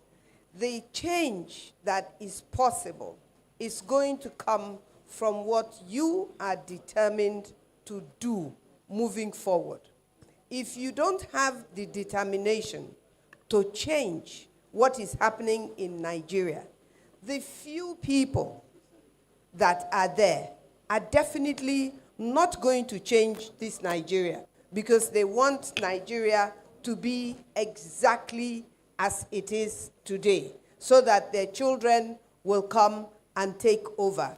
At my age now, I am not intending to do anything less than what I am doing today, because I have children as youth, and therefore I want a better future, a better tomorrow for them. So if I do, then automatically, whether I know it or not, I also want it for you, because that's how Nigeria, a better Nigeria, is going to be born. Thank you very much. Thank you very much, ma'am. Thank you very, very much, Your Excellency. We are grateful. Thank you, sir. Thank you so much. I want to urge you to have a renewed interest in 2027. You see, there is something that the party in power they are selling, and that thing is fear. An honorable member of the House of Reps elected under the platform of Labour Party in Enugu State, when he was leaving, he told me that he was defecting to APC just for the singular reason that their votes will not count in 2027. So that when they are writing, they will write for him as well. You see, that is the fear-mongering that the party in power is selling to poach people out, and it's a lie. That is why His Excellency here has consistently said that you must ensure that the votes are counted. That is cowardice. Don't allow yourself to be infected by that virus. The votes will count in 2027, and it is only you who can ensure that those votes count. Thank you so much. Thank you very much, sir. Your Excellency, with your indulgence one more time, thank you so much for staying with us so patiently. It's one of the reasons we love you, because we know you love the people. And so in return, we have no choice. But now I would like to ask the National Chairman of COPDEM to express our gratitude to you officially, and perhaps, ask of you himself, because there's something he asked me. I said, His Excellency told me that he lives here by 3, and he's already 3, and I know how he is on integrity. So I will protect my own. You ask your own. So here's the mic, sir. Ask for yourself. Your Excellency, Executive Governor, former of Anambra State.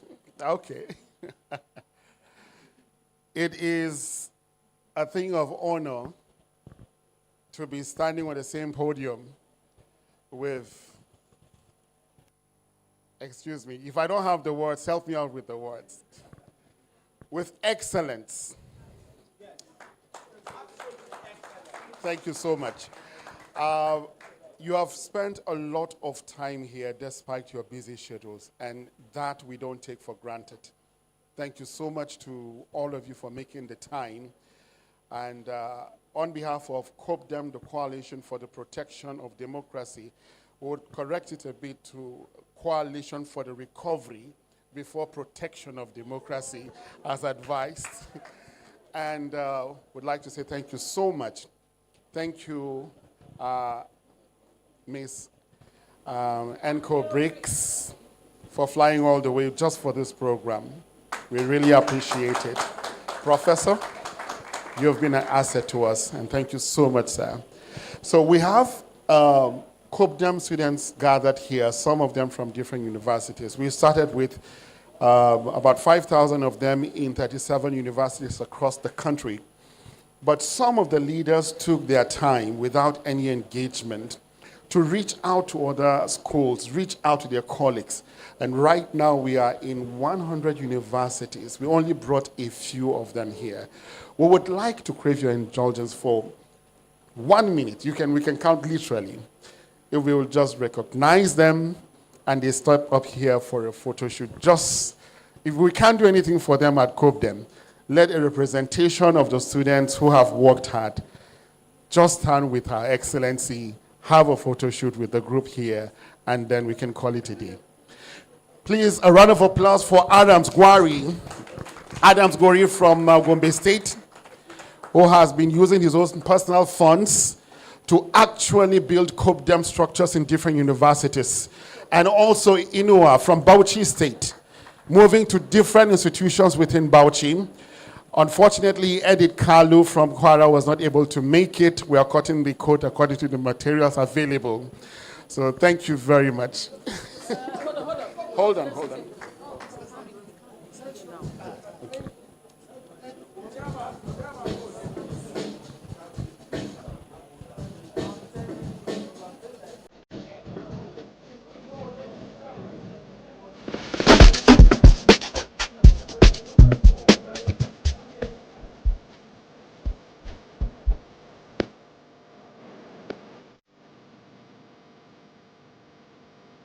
Thank you. Thank you so very much, Your Excellency. I'm honored. I'm honored, sir. Thank you. All right, thank you so much. May we just please, may we please stand up as His Excellency takes his leave.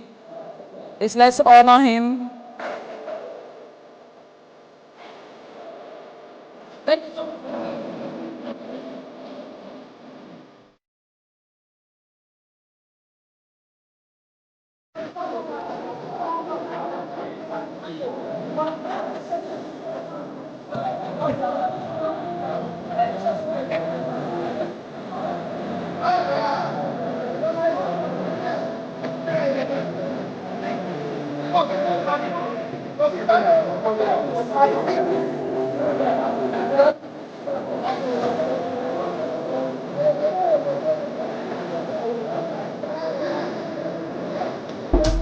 I personally want a shot with His Excellency. I've been praying for this shot. Who likes me? Please snap this photo. Everybody, please clear road. I have been praying. At least I'm the MC today. I've been praying. People have been oppressing me a picture with His Excellency. It is my turn. Give me everybody, please.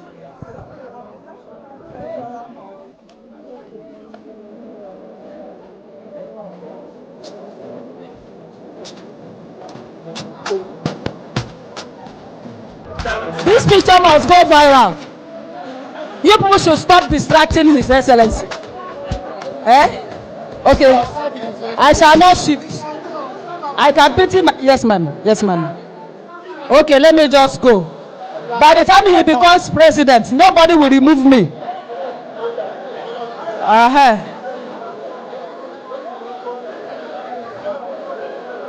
Thank you so much, Your Excellency. We are grateful. Thank you.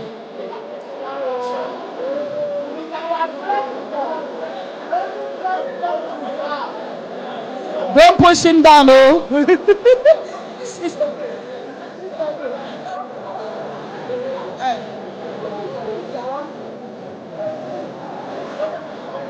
Our program continues. I'd like you to know that.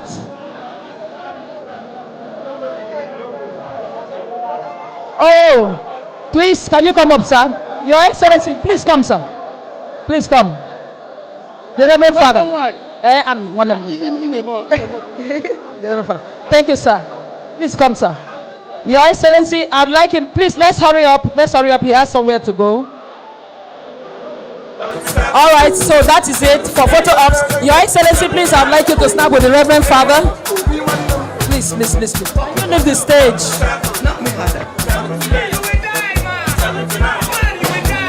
All right, Your Excellency, this one is a special photo with him. Please, please, please, please, please, please, please, please. That's okay now, please. Excuse me, please, please. My sister, can you step out now? Step out now. Your Excellency, please, let's have this picture. Thank you. Thank you. Please clear from the front. Let's take it. All right. Thank you.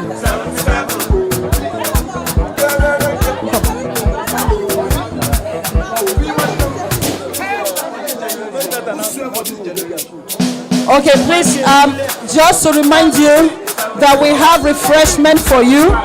And at the end of this program, please, we'll ask that you step outside and then we'll have your food given to you.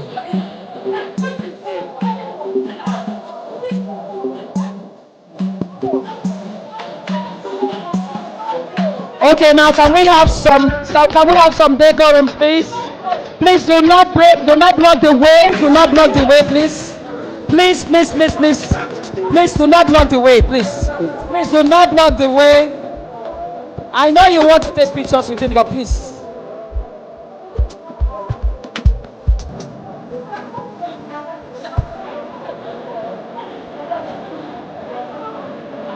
Your Excellency, the officials of COPDEM officials, COPDEM officials.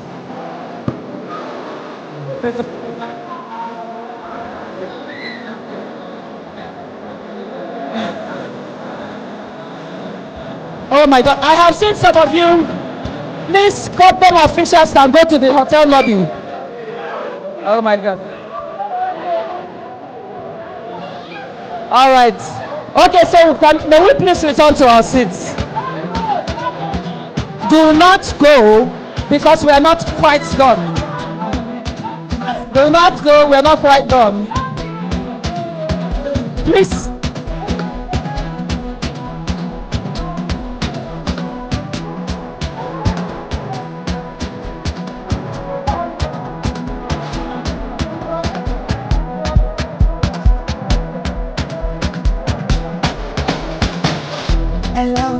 Hello, please, if you still have your meal ticket, don't go anywhere.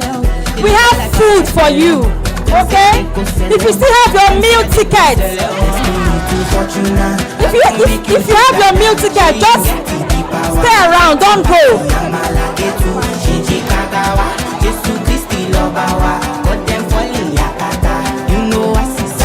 Is it not because I'm not a celebrity?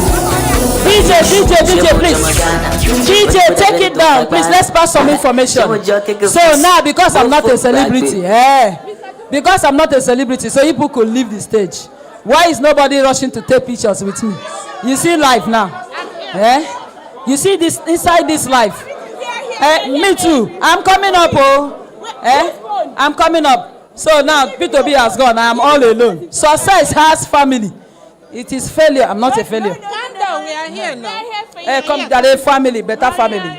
All right. So if you still have your meal tickets, just to let you know that while I'm still celebrating as a newest celebrity in town, while I'm still taking pictures, please understand that we have your meals packed, and you can grab them on your way out. Okay, use the back camera.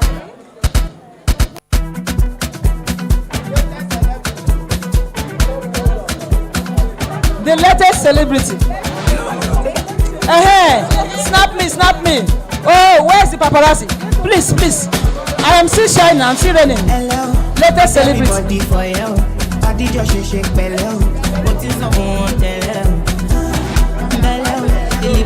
Hashtag latest celebrity.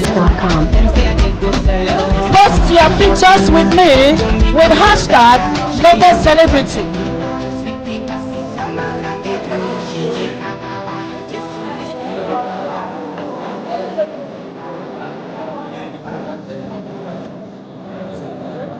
Mr. El-Rufai.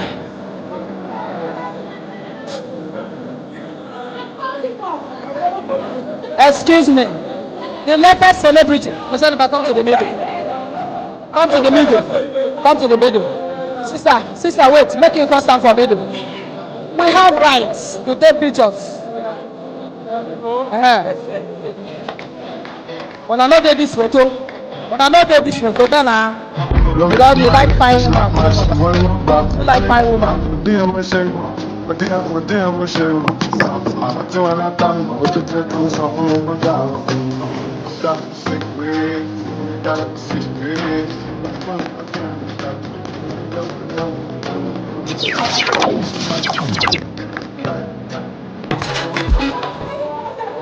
All right, thank you. Please get your meal on your way out.